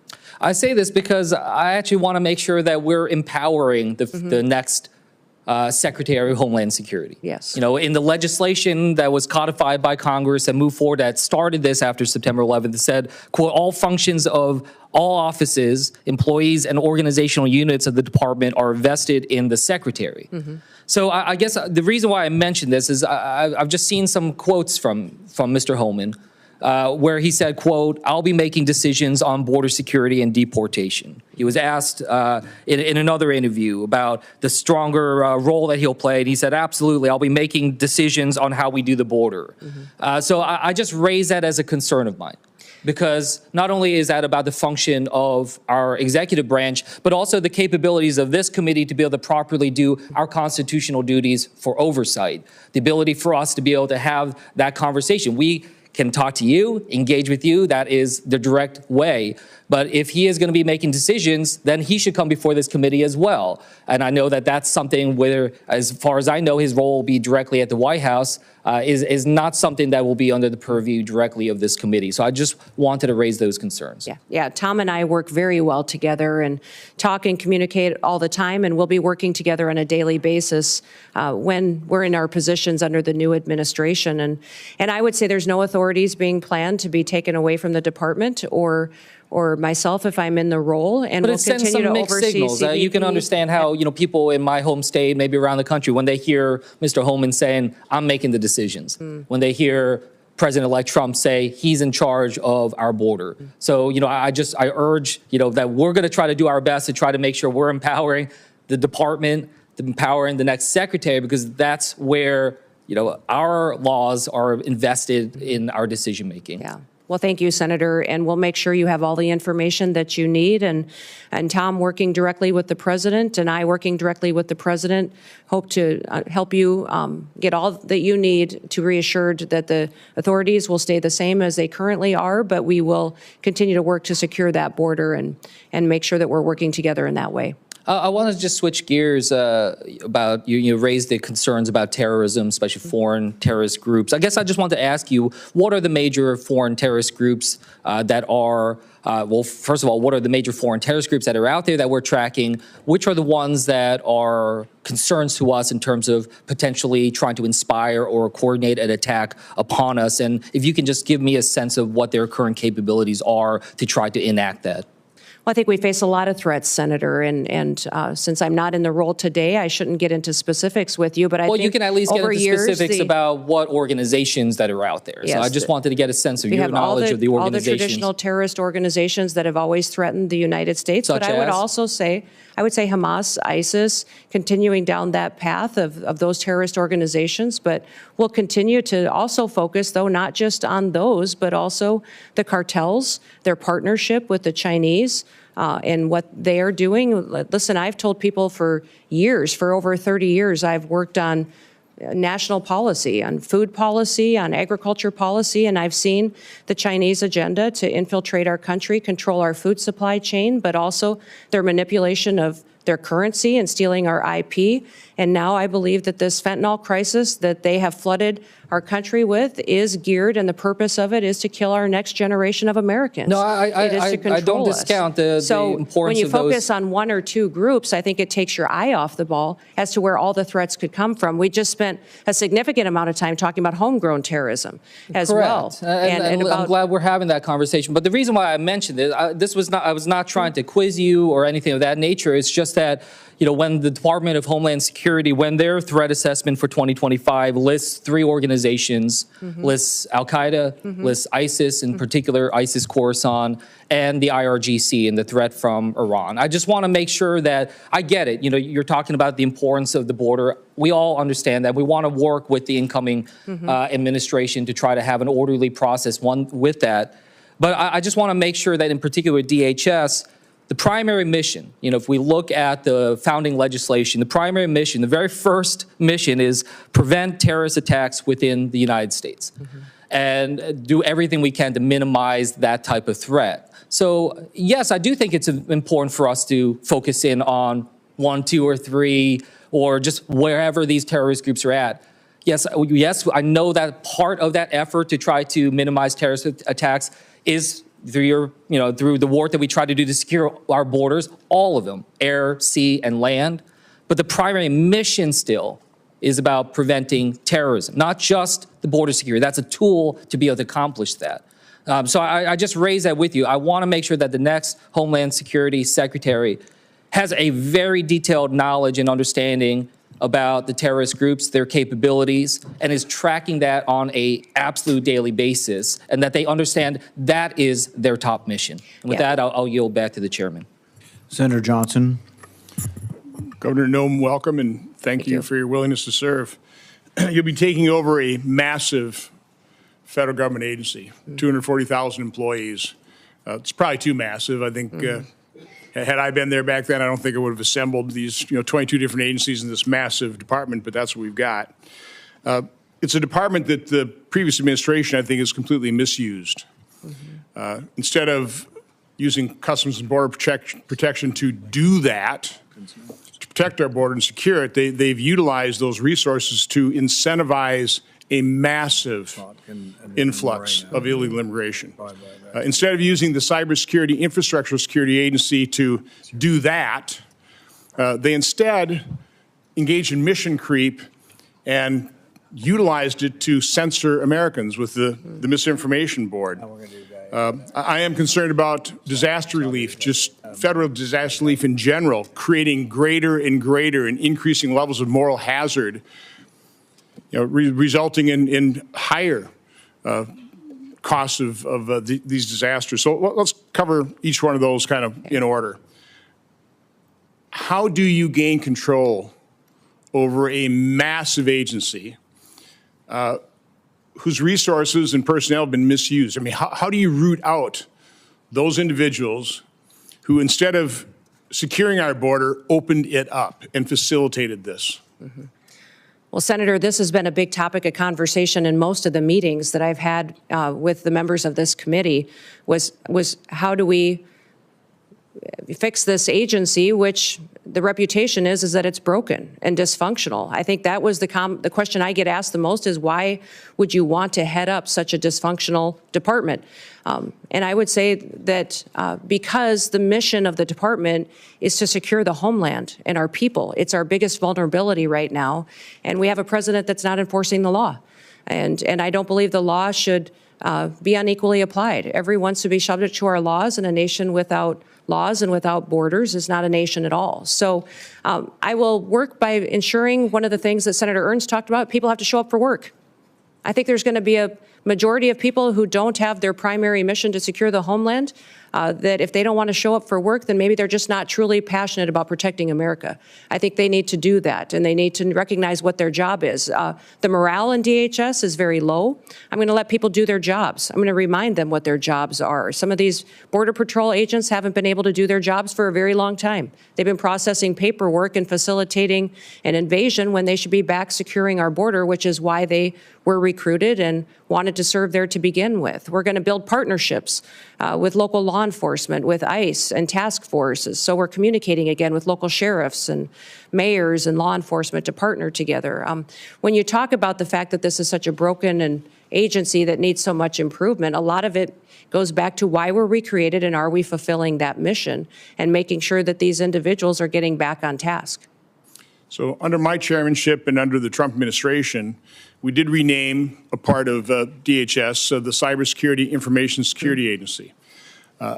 I in no way, shape, or form ever contemplated that the sub-agency within DHS that was really focused on securing us against the cyber threats and other threats to our infrastructure would ever be used to violate the Constitution the way it was used to violate the Constitution under the Biden administration. This administration has been completely opaque. We do not have the information to know and the communication in terms of what all happened here. So my question relates to how they misused CISA. Will you commit to providing the transparency, providing the information, investigate it yourself, but provide this committee, my subcommittee, the information to expose the truth to the American public, but even more importantly, propose a piece of legislation based on our investigation, based on those results, to fix it so that no administration can ever misuse the language of the law to commit that kind of unconstitutional act and violate people's First Amendment rights. Yeah, Senator, I look forward to working with you on that. And I think what we saw during the COVID pandemic, the actions of CISA, their misinformation and disinformation campaign, the materials they were putting out was shocking. Shocking at what they were doing to decide what was truth, what wasn't, and how they were trying to manipulate the American people. We saw it in elections and Russia influence as well. And so ensuring that they can't do that in the future under any administration would be a priority, that they stay doing what they're supposed to do and hardening our systems and working with local officials to do that is a priority. And I'd look forward to working with you on legislation should you wish to rein them in. So the first step in that process is to expose the truth, to find out who these bad actors were, expose who they were, hold them accountable. I mean, that is crucial that we take that first step. So again, look forward to working with you on that. You know, the tragedy of the California fires, the more we learn, the more we understand that not only was it predictable, it was predicted, which means it was preventable.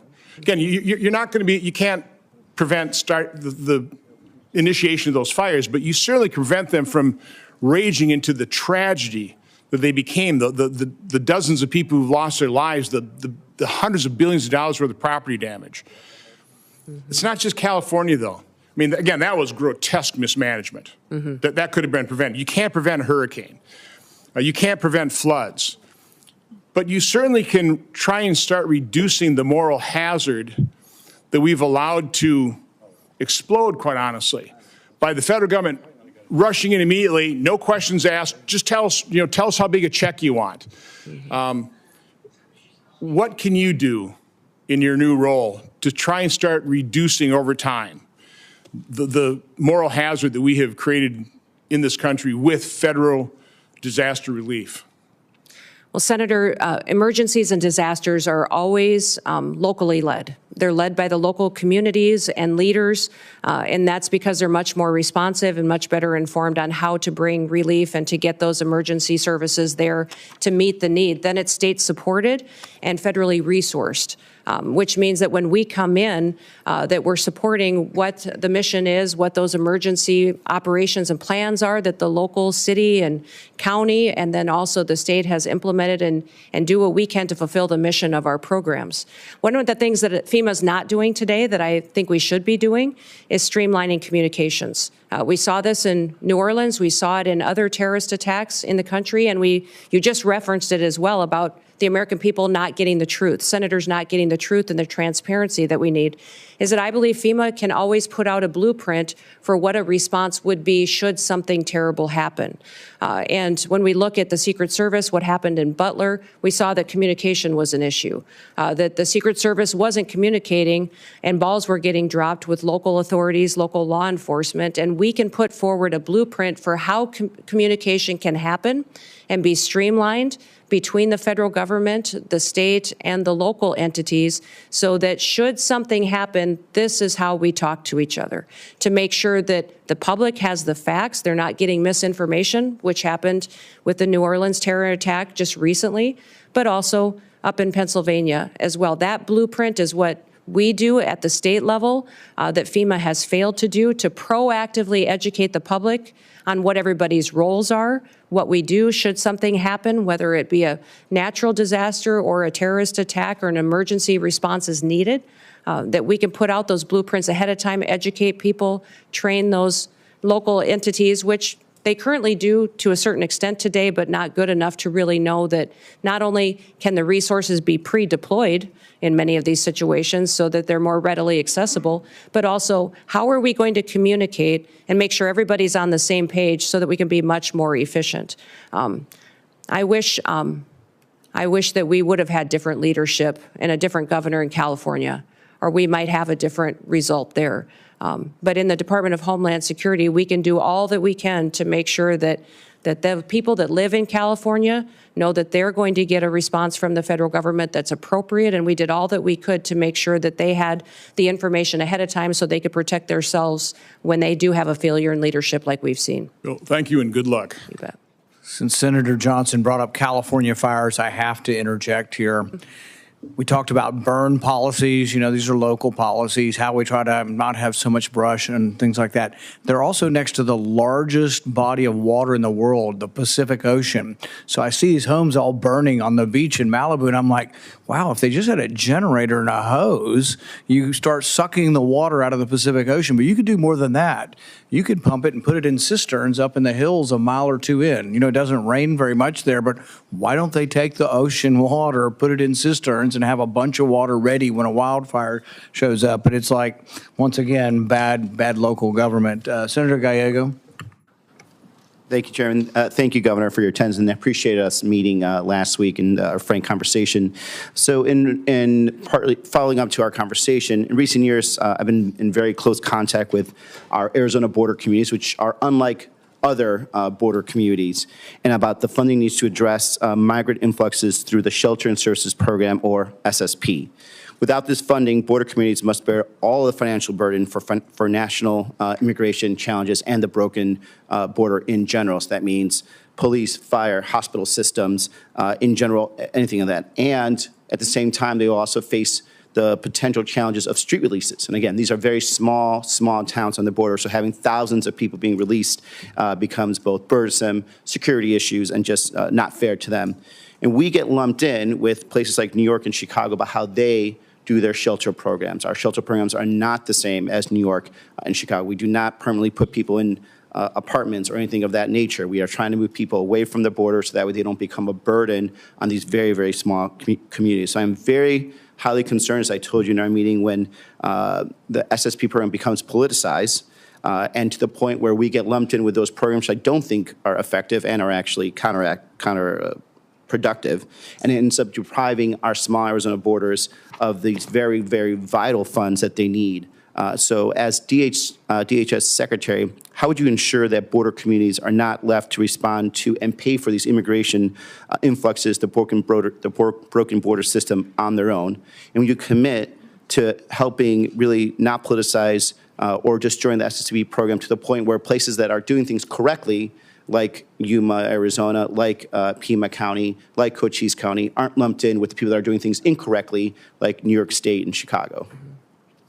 Well, Senator, thank you for the conversation in your office about the program, FEMA, the southern border and the challenges, and then also the difference between your state and how you utilize funds versus other states. I would say that my hope is that if given the opportunity to serve as secretary, that the federal government would no longer, and I believe as President Trump has promised the American people, facilitate an illegal alien invasion, and that your communities in Arizona would no longer have the issue with having people in your small towns and communities that you need to figure out how to take care of and get them to where they want to go in other places of the country. The president has promised he will secure the border, that we will uphold our nation's laws, and that he will do that to the benefit and be putting America first again. So I know we talked extensively about the SSP program and how you've utilized it, but getting these programs back to what they were intended is important. FEMA is a disaster response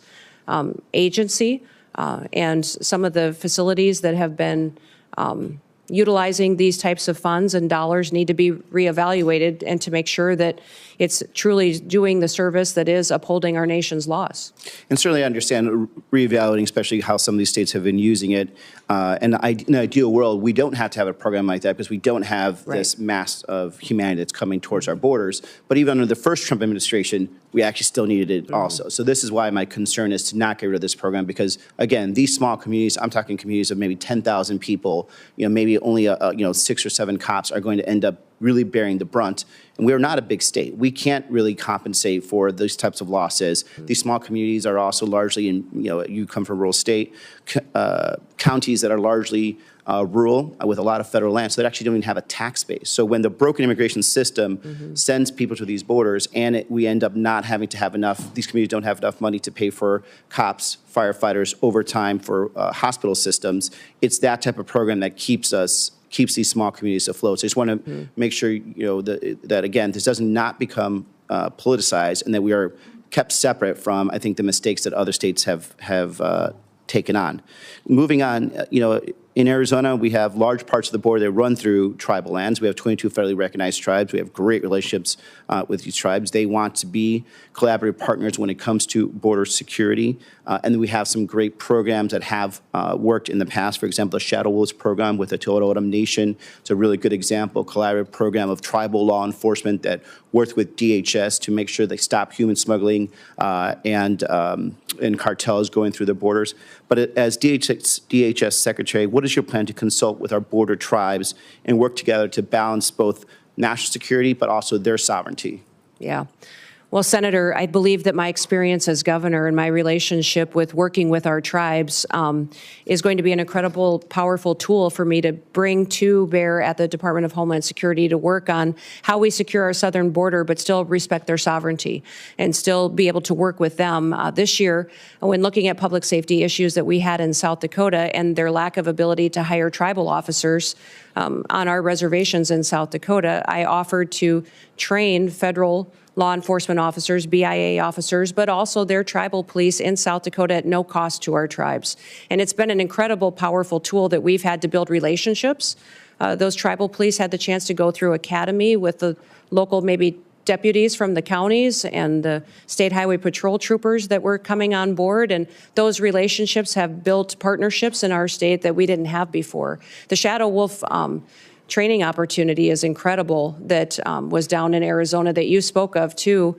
And in looking into that program, I'd like to continue to build on that and perpetuate in the future so that our tribes have an opportunity to have a secure border, but also have it reflect their values and their culture and have their own people be a part of the solution. And then even when it comes to the infrastructure of the wall, that we're respecting that and their landscapes and their land as well. So I look forward to working with you as we move into this next administration to be able to protect our country and then work and respect our tribes as we do so. Thank you. And the President Trump and some of his other potential staff and advisors have been very vocal about implementing a mass deportation strategy. Talking to my agricultural community, my dairy community, they have concerns that this approach will lead to workforce shortages that will further drive up the costs of everything. And something that we have really been working hard to across, I think, in a bipartisan manner to bring down the costs of everything. And unfortunately, this would reignite inflation. What is your plan to ensure safe and legal immigration processes for agricultural workers while protecting local agricultural operations, including those both in of our home states? Well, Senator, the President and President Trump has been very clear that his priority is going to be deporting criminals, those who have broken our laws and perpetuated violence in our communities.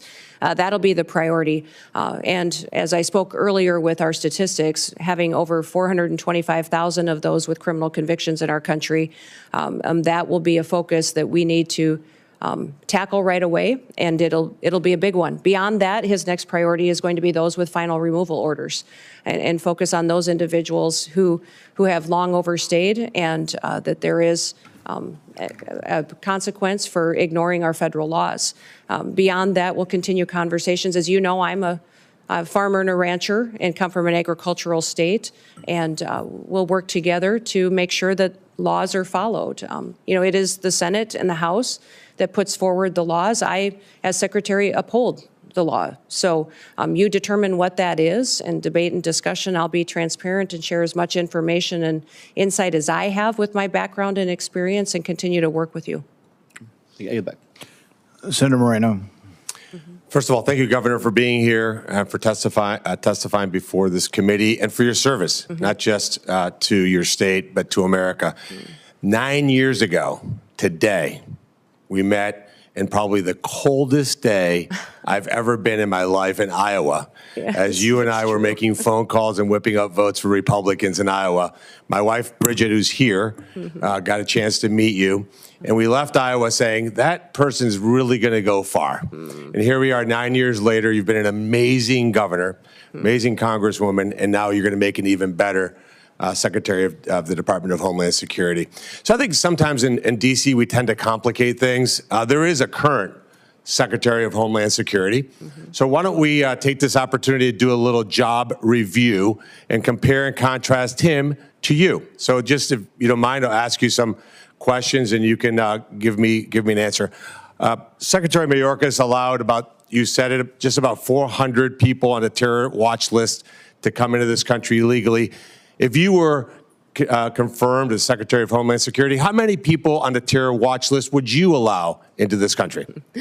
Well, Senator, we would work every single day until we had that number was zero. And if you look at the previous Trump administration over his entire 4 years, in comparison to Joe Biden's number, President Trump, it was 11 that were then removed from the country and faced consequences. When you look at the 382 that Joe Biden has let in, and the policies continue, is shocking and needs to be changed immediately.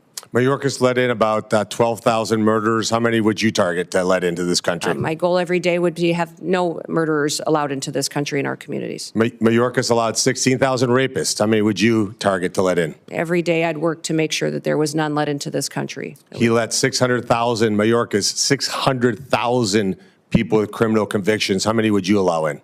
We would work every day to make sure people are safe and that those with criminal convictions are immediately removed.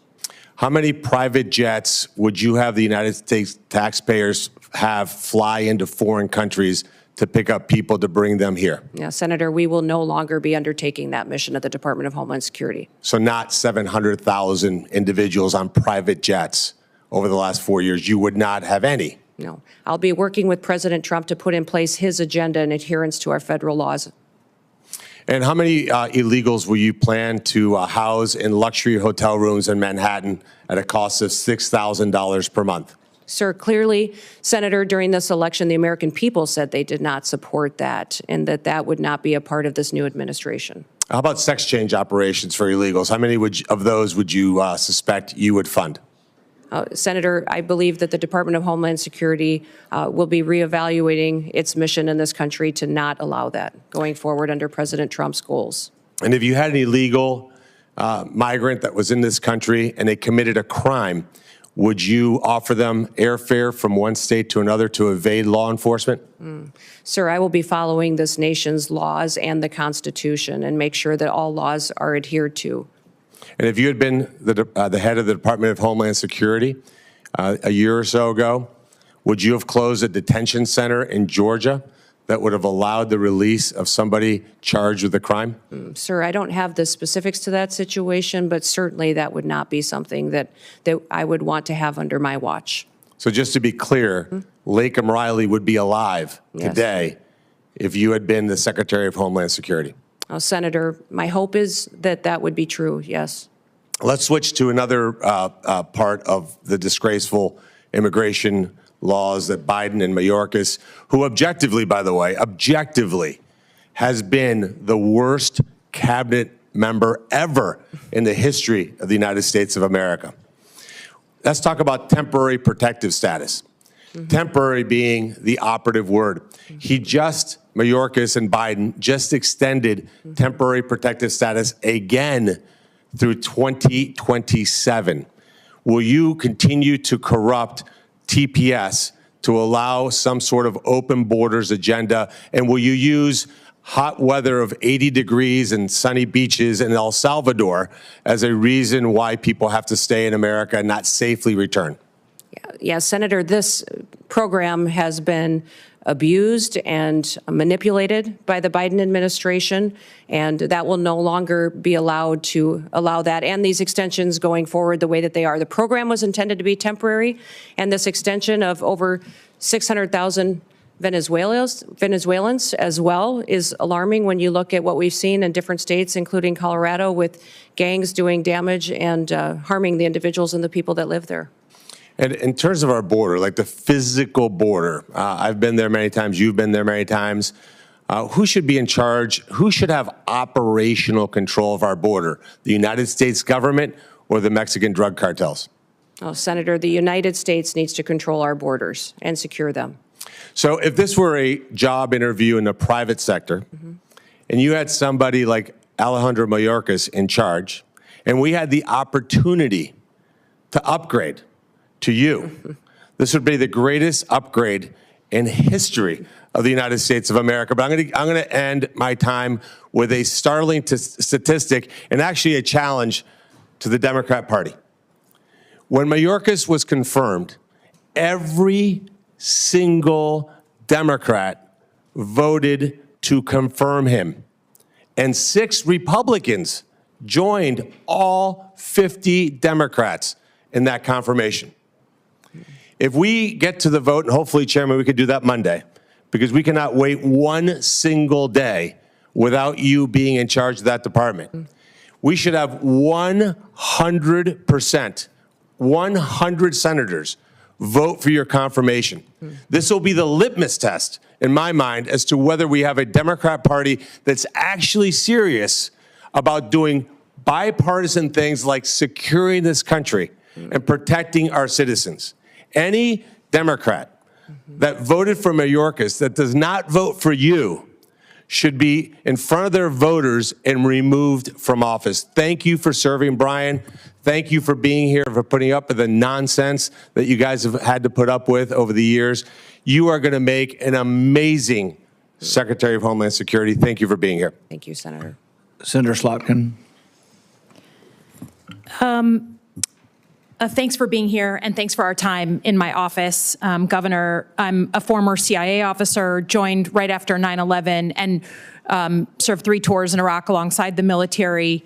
I'm actually the first CIA officer in the Senate. To me, the most important thing, again, as a Democrat from a state that Trump won, right, on the same ballot, we both won. I understand we're going to have different policy opinions. I certainly understand that the president, our incoming president, has the right to nominate whoever he wants. Those are not the issues for me that I'm going to spend my time on. The ones that I care about the most relate to the mission of the organization when it was founded, protecting the homeland. And I think, to me, it's one thing when there's campaign rhetoric or politicization of things. Everyone does that on both sides of the aisle in this committee and in our line of work. But when it comes to actually protecting the country, you do have to be clear and honest about facts and not conflate things. So it's just important to me that I know, particularly since you do have one of the intelligence agencies within the Department of Homeland Security, that you're going to call a spade, right?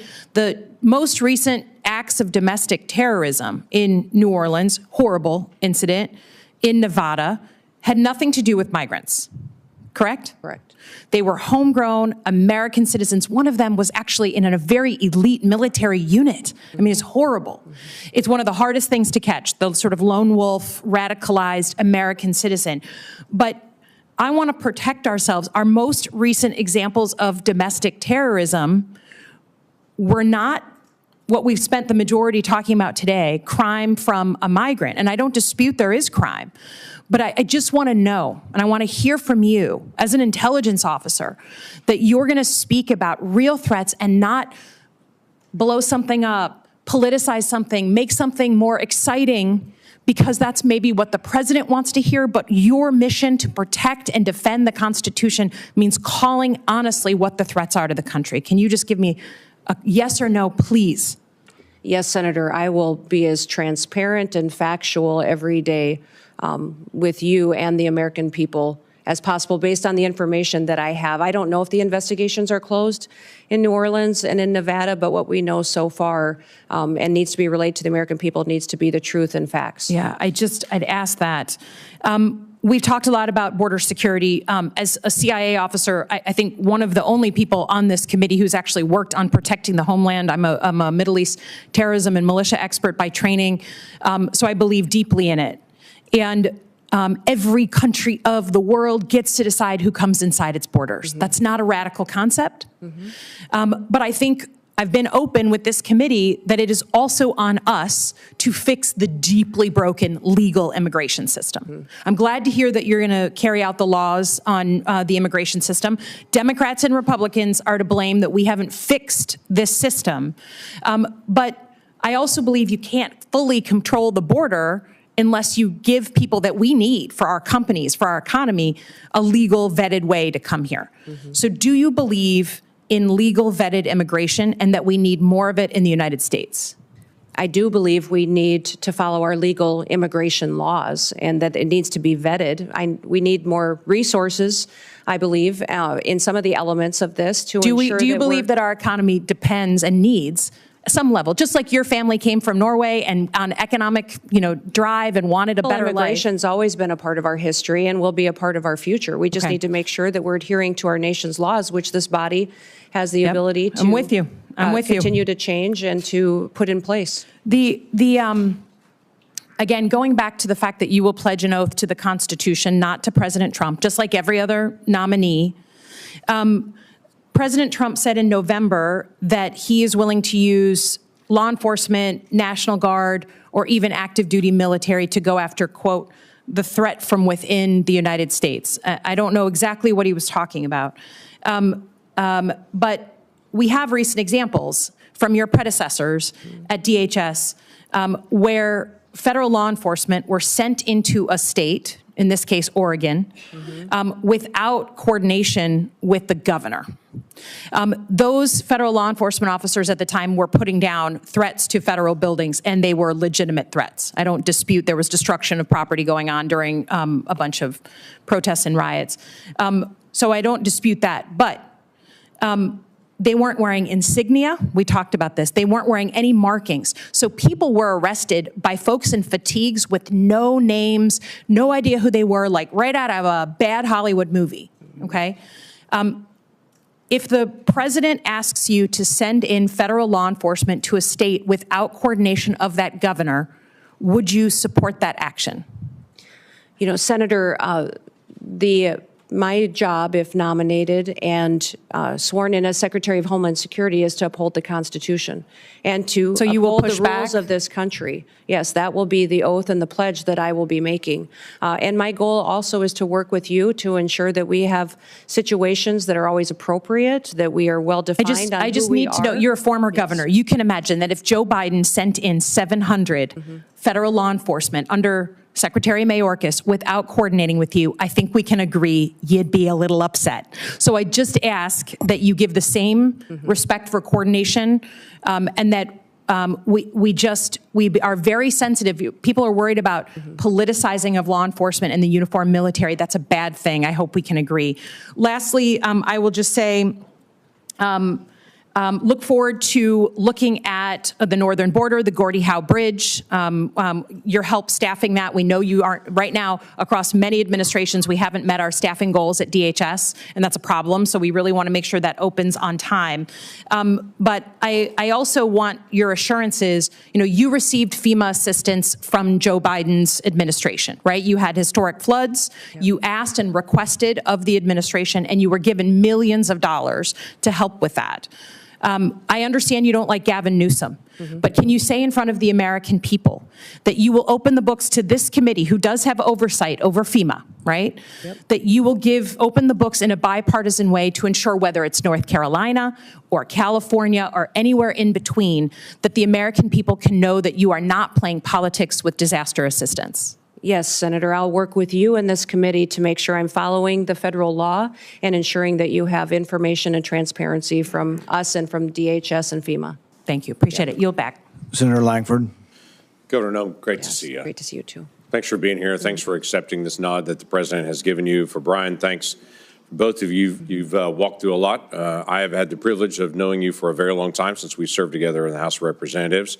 So I have the benefit of knowing your qualifications and how strong you are in all these background issues and how hard you work on these things, because I've seen it firsthand. So I appreciate you stepping into this, because a lot of attention across the country will be focused on this.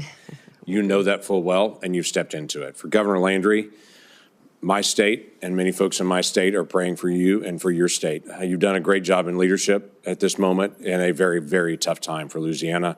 And we don't want to see acts of terrorism anywhere in our country. And it's incredibly difficult days for a governor. So thanks for your leadership on that as well.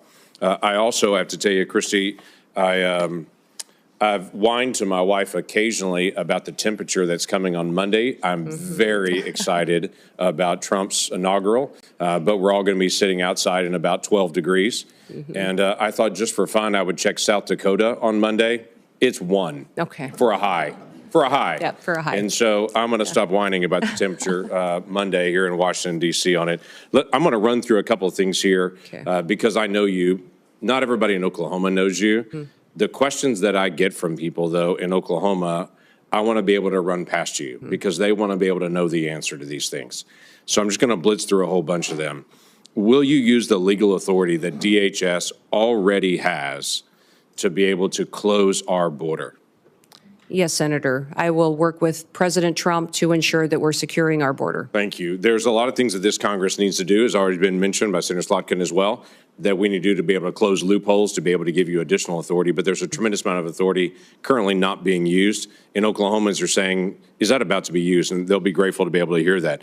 No other president has ever created a phone app to be able to facilitate a faster processing of aliens in, called the CBP-1 app. It's been mentioned several times here. Will you use your authority to stop facilitating faster processing of illegal aliens into our country with the CBP-1 app? Yes, Senator. We will eliminate the CBP-1 app, maintain some of the data that's in it that's critical to knowing who's in our country, but that app will no longer be in use. Thank you. No other president has ever used the parole authority, just in general, humanitarian parole, to facilitate faster processing of aliens into our country, which leads to the catch and release we've all heard about. So the Oklahomans that I talk to say, are we about to end the abuse of parole and end catch and release? Is that about to stop? Senator, President Trump's been very clear that he will end catch and release. Terrific. Folks want to know, will you use your authority with the funds that are given to you by Congress to actually build more wall rather than use the funding that's given to you, as the Biden administration did, to do environmental remediation around the border rather than actual border wall and border structure? Yeah. Senator, President Trump has been clear that he wants to build the wall.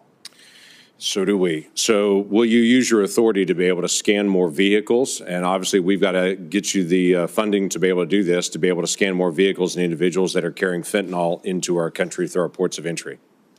Yes, Senator. We will continue to use technologies, but hopefully be able to use more with the resources that we're granted to scan those vehicles and know what's coming in and out of this country. Last year, FEMA employees during disaster relief were instructed by one of their supervisors that if they see a Trump sign or a Trump flag flying, to skip that house, to not stop by there and tell them what their federal government can do for them. Yeah. Will you allow FEMA employees or any within DHS to politicize their role and to pick and choose who gets help and who doesn't as an American? Senator, under President Trump's administration, disaster and emergency relief will not be handed out with political bias. Every American will be responded to and treated equally. That's what folks want to know. Will you review the Secret Service responsibilities to be able to go back through it and to say, are they focused on their primary mission, or is there something that could distract? Secret Service still chases down financial crimes. They're still chasing down child exploitation. Those are serious things for Treasury or for FBI to do. But there's a question is if that's the first priority for Secret Service. Senator, the Secret Service is in need of dramatic reforms. They do have a protective detail element that is their priority, and also an investigation side. My understanding is that that investigation side is often used to train the protective detailed officers, but clearly they are not focusing on what their true duty is, and it needs to get back onto what they were created for, and that was the protective detail mission in emergency situations that they need to help plan and prepare for and defend. Thank you. This committee made a request to the Secretary of Homeland Security last year, and by the way, also the head of the FBI, to be able to come before this committee and to do what every Secretary of Homeland Security has done for the last 20 years, every single year, unbroken, until last year. And then the Secretary refused to come before this committee in an open session and talk about national threats. Now, the former chairman protested strongly to the Biden administration and DHS. They weren't coming, but they still refused to be able to come. Will you come before this committee and talk about the threats openly so the American people can hear them in a public forum? Yes, Senator. Senator Peters and I discussed this quite a bit in our meeting as well, and I have committed to come and give that briefing to this committee and to the American people. Thank you. We need that. Let me tell you another challenge we've had with Homeland Security in the past 4 years. When we ask for data and for information, we get, I'll get back to you on that. When we ask again and again and again and again, we get the same statement, I'll get back to you on that. Now, I can go down the street to the command center where they actually get the data in live and they have it up on big screens and they're tracking exactly what's happening on the southern border to the minute. But if I ask for what happened last month, they'll say, we're still gathering that data. We're not asking for anything other than what Congress is supposed to get. That's the ability to be able to see data and to have real oversight over DHS. And that has been a failure of this DHS, along with multiple other issues on that. When we request the data for basic things like how many special interest aliens were allowed across the border, if it was last year, we had to find out on our own. It was 70,000 people that were targeted by this administration as a potential national security risk that were not just found at the border, that were released when they were found at the border. 70,000 people just from last year in the country right now that this administration declared at the border they're a potential national security risk. Now, I know you're not going to do that, but when we ask for the data and for the information, when we say, how's the National Vetting Center working? Do you have the connection between it to be able to screen individuals there? We're just doing our oversight responsibility. You've served in Congress before and did a great job on that and did oversight. We want to still be able to do the same thing. Will you provide data to this committee so that we can cooperate with you to help? Senator, I will follow the law and be transparent with you and allow you to do the due diligence towards oversight that you are tasked with. I have absolutely no doubt about that, Governor. I have absolutely no doubt. Looking forward to you serving in that role. Thank you. Thank you. Well, congratulations, Governor Noem. You are almost done. Okay. We've been through a lot of questions. I think you've handled the questions very well. And there's going to be, I'm going to ask a couple of questions, and I think the ranking member has a few, and I think we'll be done very shortly. I think a lot of Americans, including some conservatives, misunderstand the First Amendment. They think the First Amendment says that Facebook has to publish my opinion, or the Wall Street Journal has to publish my opinion, or we need to force them to be fair.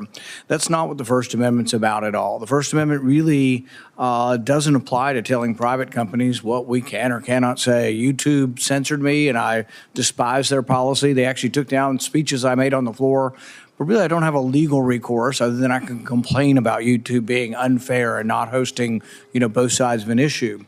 However, with the government, though, there is a rule. The First Amendment specifically says Congress shall pass no law banning or abridging speech.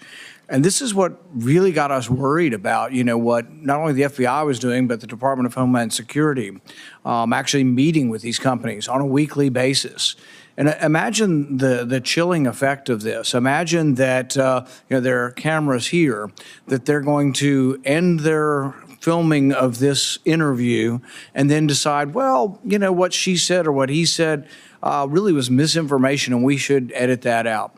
Can you imagine? It's just hard for me to imagine that the media has not, which once defended the First Amendment, hasn't been in more of an uproar over the government meeting with the media to decide things. Some of this we didn't know, and then Elon Musk bought Twitter. People asked him, they said, well, you paid $44 billion for Twitter. Isn't that too much? And he said, I paid $44 billion to defend free speech. And it's been an amazing service, not only to open up the forum to more viewpoints, but to point out what the government was doing. In this last week, we heard from Mark Zuckerberg, who said that the pushiness, the coerciveness of government meeting with them was unprecedented, and that they pushed back. But he also said worse than them just sort of telling him he should restrict speech, they also threatened him. They threatened to come after him through antitrust law. They threatened to remove parts of, Section 230 of the liability protection. Just to imagine this bully nature of government. And I know you're opposed to that, but if you're confirmed and you're in a position of saying, we're just no longer sending people to meet with media. And the way I describe it is to talk about constitutionally protected speech, because some will say, oh, well, what about, pornography, or what about child trafficking? Those are illegal. Those are not constitutionally protected speech. You have every ability to meet with that. But for constitutionally protected speech, will you tell us in America that you will no longer be sending government agents to meet with the media? Yes, Senator, I'll work with you to ensure that civil rights and liberties are protected and that we are not in the misinformation and disinformation space like the current DHS is. The only other thing I would ask on this basis is we will send requests. We sent requests previously, sometimes and often bipartisan requests for information.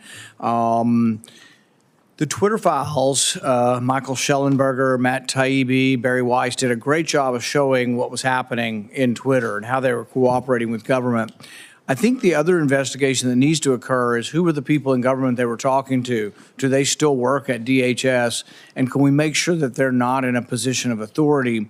And this is not something I'm going to tell you to do. It's just a request that you have your own investigation, that you have people who work for DHS to say, we are going to look for people who are bringing their political bias to work and trying to influence speech and restrict speech based on their bias, and help us in rooting that out and making sure that these people never again have that responsibility, because I think that I don't think there's ever been anything like this as far as the restriction of speech. And I think the election is largely going to stop and tilt things the other way. But will you help us by looking internally for those who are trying to restrict speech? Senator, I look forward to working with you on that mission. I don't have any other questions now, but I think Senator Peters and Senator Blumenthal, and we'll see how it goes. We're going to start with Senator Peters with one more 5-minute round. Yeah, I'll be fairly brief. We've had opportunity to talk at length about many issues, and again, I appreciate that, Governor. I just want to stress going forward, and we've heard a lot of comments here. I think there's been a fair amount of political theater, not as much as I know exists in other committees, and I've always strived, and I know Ranking Member, or now Chairman Paul, share the notion that we want to be a fact-based committee and try to find tangible solutions to the tough problems that we face, and data is important.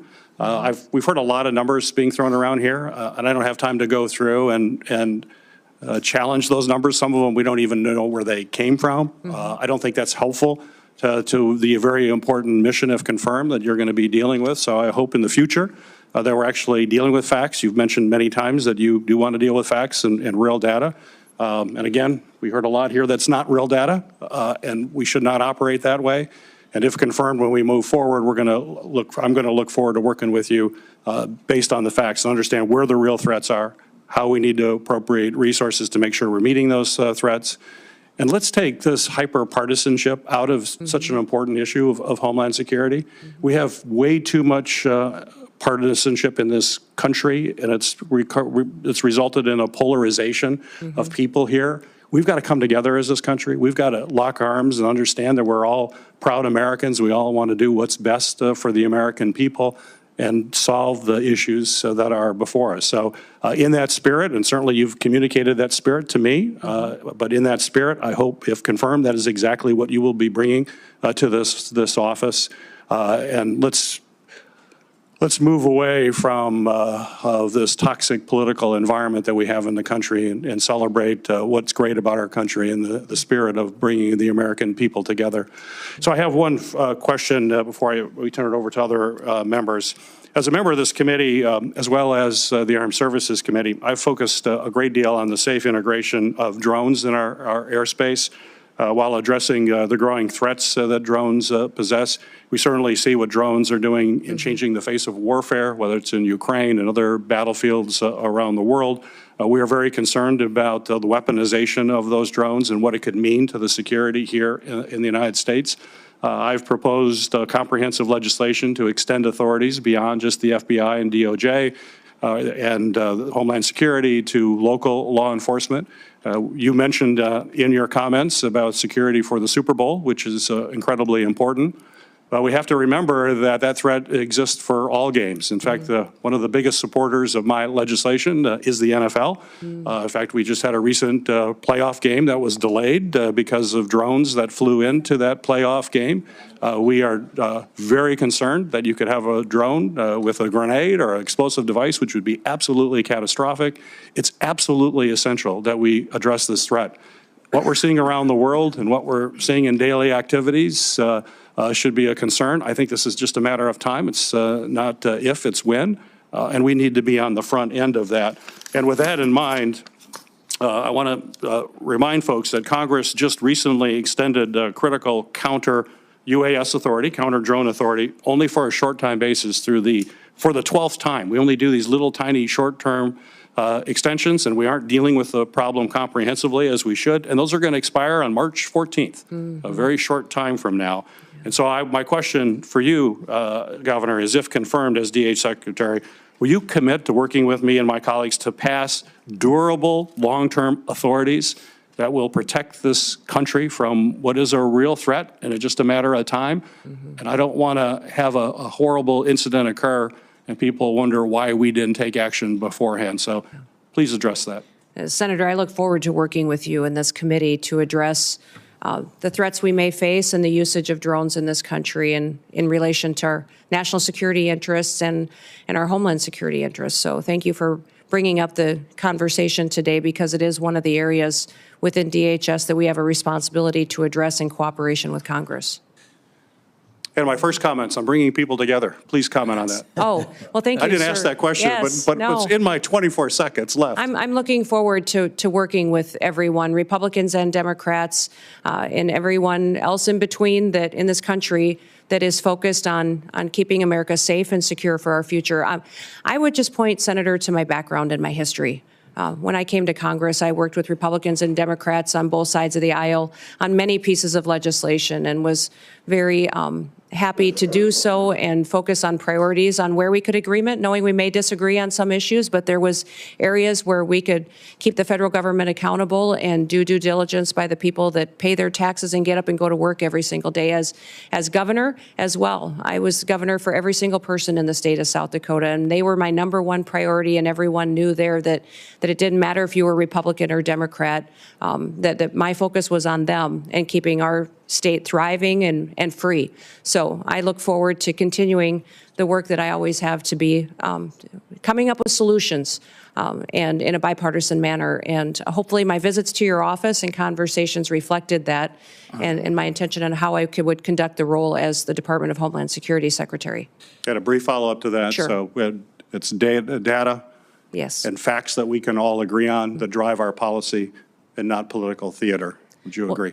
Well, certainly, sir, we need to be addressing facts and information rather than political theater. We also need to speak truth to facts. So I think it's important that we're willing to confront our challenges head on and have those conversations. And you'll see me back at your office door very soon to continue our work together. Very good. Thank you. And I want to second basically what Senator Peters has said. Like on records requests, I've told him, and I plan on it, it's going to be administration of my party. But if he wants records and they're legitimate records, we're going to sign requests together, and we'd like to get the records. It also helps, though, and I think Senator Langford mentioned this, is you ask a question, not you, but to the administration or any administration, and they're like, oh, yeah, we'll get back to you on it. Many times I've even asked in advance, and I would suggest that we ask in advance together. We ask in advance. If you're coming in a month, we say we want this data, be prepared to talk about it.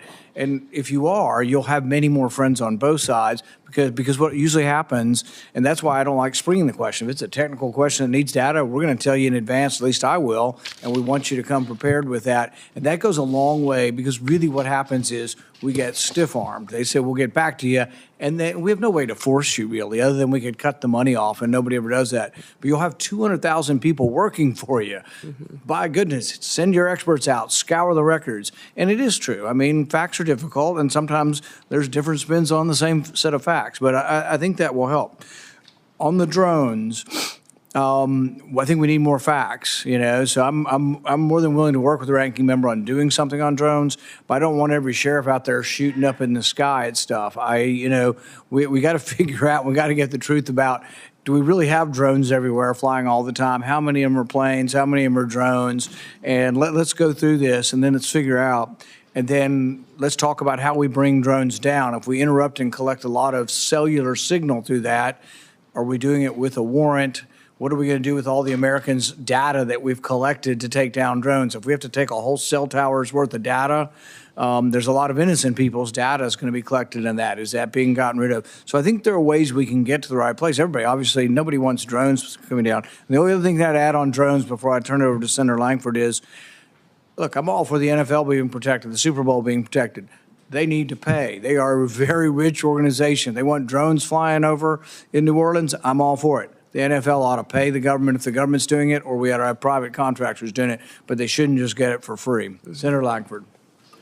Thank you. Thanks again. As Senator Paul will remember on this, there used to be a public-facing website that all Americans could actually get the data, what's happening on the border, what's actually moving, and then when the numbers got bad, that seemed to disappear. And then we couldn't even get the data anymore. So I look forward to actually finding ways to be able to have everybody has the ability to be able to see some of this data as well on it. There's a reason that the DHS secretary is the very first week of nominations. This is a really important role, and it is a nonpartisan role. It is a national security role. And we're grateful that you stepped into this, but it is important that we actually get you on the task to be able to make sure that's out there. You mentioned earlier in your testimony that we do have a morale problem at DHS right now. And I think a lot of that is because people that signed up to be federal law enforcement to be able to protect the United States of America have felt like they've been sidelined and they've not been able to do their job that they really signed up for. And what I'm hearing from you is you're going to allow them to do their job again. What has been historically true for a long time, that federal law enforcement is there to actually help protect the country and the citizens in those communities, that you're going to allow them to do that, and that's helpful. So I have two quick things that I want to be able to mention on this. One is right now, just in the structure of this, and we can talk about this at a different time, but CBP facilities that are along the border are really run by a different entity called GSA. And they're not allowed to be able to do updates on their facilities or to design their facilities. Somebody who lives 3,000 miles away and who doesn't actually do Border Patrol work, they actually design and oversee their facilities. That's a problem that we've got to be able to fix. So we've worked to be able to give more flexibility to CBP, that when they have difficulty and challenges there, they have the ability to be able to make those changes. But I'm not going to ask you to make a commitment to this because this is just one of those detail areas. But will you commit in the future to working with us, that this committee and you can work together to be able to figure out how the folks that are on the field can actually make decisions about the facilities they work in? Yeah, Senator, I commit to working with you on that issue. It's terrific. And then I had a constituent in Oklahoma that is a hunter, like you are, like I am. Yeah. he had a bag that he had some additional rounds that were in his bag that were left over from a hunting trip months before. He packed his bag, went on a vacation trip overseas, went through security with his bag. When he got overseas and then left and came back, they scanned his bag and said, "You have bullets, you have rounds in your bag." And he had, I think, 5 that were in his bag that he didn't even remember were left over in an outside pocket from a hunting trip before. Well, they promptly put him in jail and held him there and detained him there. Now, we worked through all the process to be able to get him back. My question is, that same bag went through TSA security in my state before it went through security overseas. And so one of the questions that I've asked is, why were those rounds picked up there and not here? Now, we don't have the full answer to that yet, but that's just one of those TSA questions that we need to have. Americans right now are on planes all over the country, and they count on a certain level of security when they go through that process. So in the days ahead, will you work with me to be able to identify what are the challenges that we still face with the screening process and to be able to correct those for the security of all Americans? Yes, Senator, I will work with you on that. Thank I was you very surprised TSA didn't come up more today, but that is a area in need of reform as well, and I look forward to working with you there. Look forward to that. Thank you. I yield back. Government needs a healthy dose of common sense, bullets in your bag. I had a guy with bullets in the back of his pickup truck coming back from Mexico. We arrested him and took his truck, and only because the Institute of Justice fought for him for 3 years did he get his truck back. I mean, that's crazy, the things we do. Let's have some common sense, and hopefully someone overseeing it will allow that. Senator Blumenthal, you're going to finish this up.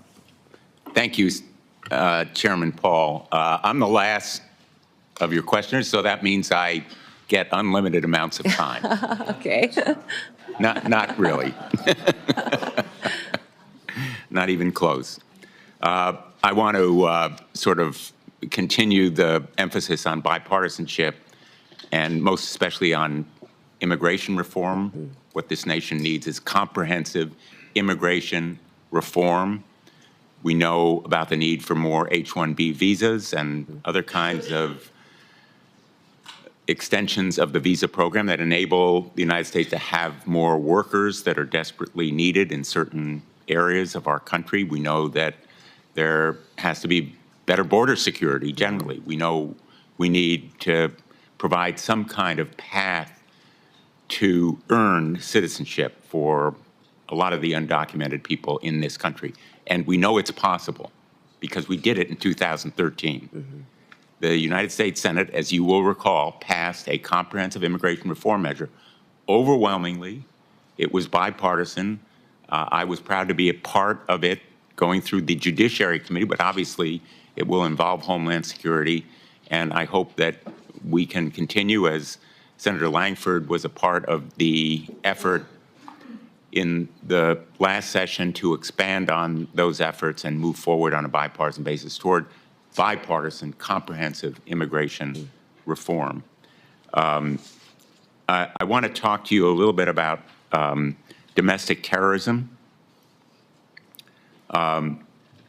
which we discussed during my previous round, and I know you've discussed it afterward, including not just migrant crime and radicalization by ISIS, which are real and present problems. I also want to ask you about domestic terrorism events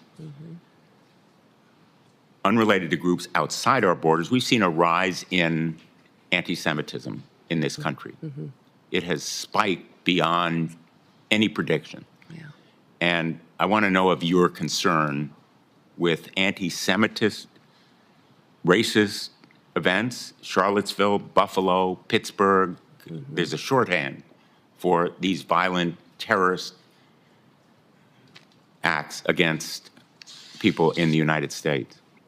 Yes, Senator, I'm very concerned about what we've seen in this country as far as anti-Semitic violence that has happened. In fact, last year during our legislative session, I brought legislation to more clearly define it so that we could fight it in our home state.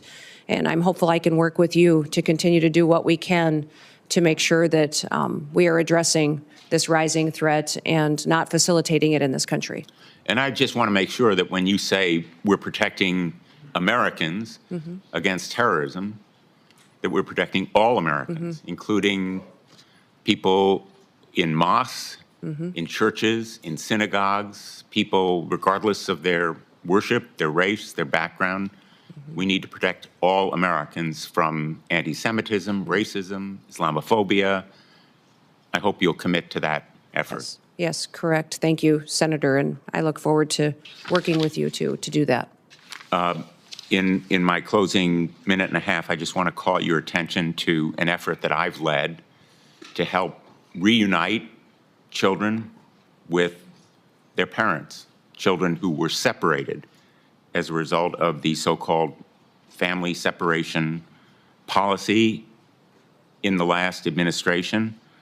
I have introduced a measure called Keep Families Together, not only to limit separation of families at or near ports of entry, but also the Families Belong Together Act for several Congresses to help bring the children, the kids who were victims of this policy and who still are not back with their parents. I hope that you will support that kind of effort. Senator, the Trump administration never had a family separation policy. They had a zero tolerance policy, which said that our laws would be followed. What I'm alarmed by is the over 300,000 children that went missing during the Biden administration. And when we talk about children and what they're potentially facing as far as victimization in this country and the trafficking that's going on, this administration's lack of desire to find out where those children are or what they may be going through is alarming to me. So I want to stop that. Because my time is expiring, I'm just going to interrupt again with apologies to say, let's put aside. Well, I can't put aside 340,000 children. Labels. Let's put aside what happened in the past. There are still 1,000 children who are separated and waiting to be reunited. I'd like your commitment that you're going to continue the effort to reunite them with their parents. Senator, keeping families together is critically important to me and to this country. I'm concerned about Laken Riley's family, that they no longer have her. I'm concerned about the fact that we have people in this country that don't know where their children are, or people in other countries who sent their children here and they've been lost by this administration. So yes, my focus will be to keep families together. We will uphold our law and we'll make sure that we're doing everything we can to keep our children safe from the trafficking and the drug epidemic that's hit this country. I'm going to end on an optimistic note and say I take that as a yes. Yeah. Thank you, Mr. Chairman. Thank you for your testimony. The nominee has filed responses to biographical and financial questionnaires, answered pre-hearing questions submitted by the committee, and had their financial statements reviewed by the Office of Government Ethics. Without objection, this information will be part of the hearing record, with the exception of the financial data, which are on file and available for public inspection in the committee offices. The hearing will remain open until 5 p.m. today, Friday, January 17th, for the submission of statements and questions for the record. This hearing is adjourned. Thank you, Senator.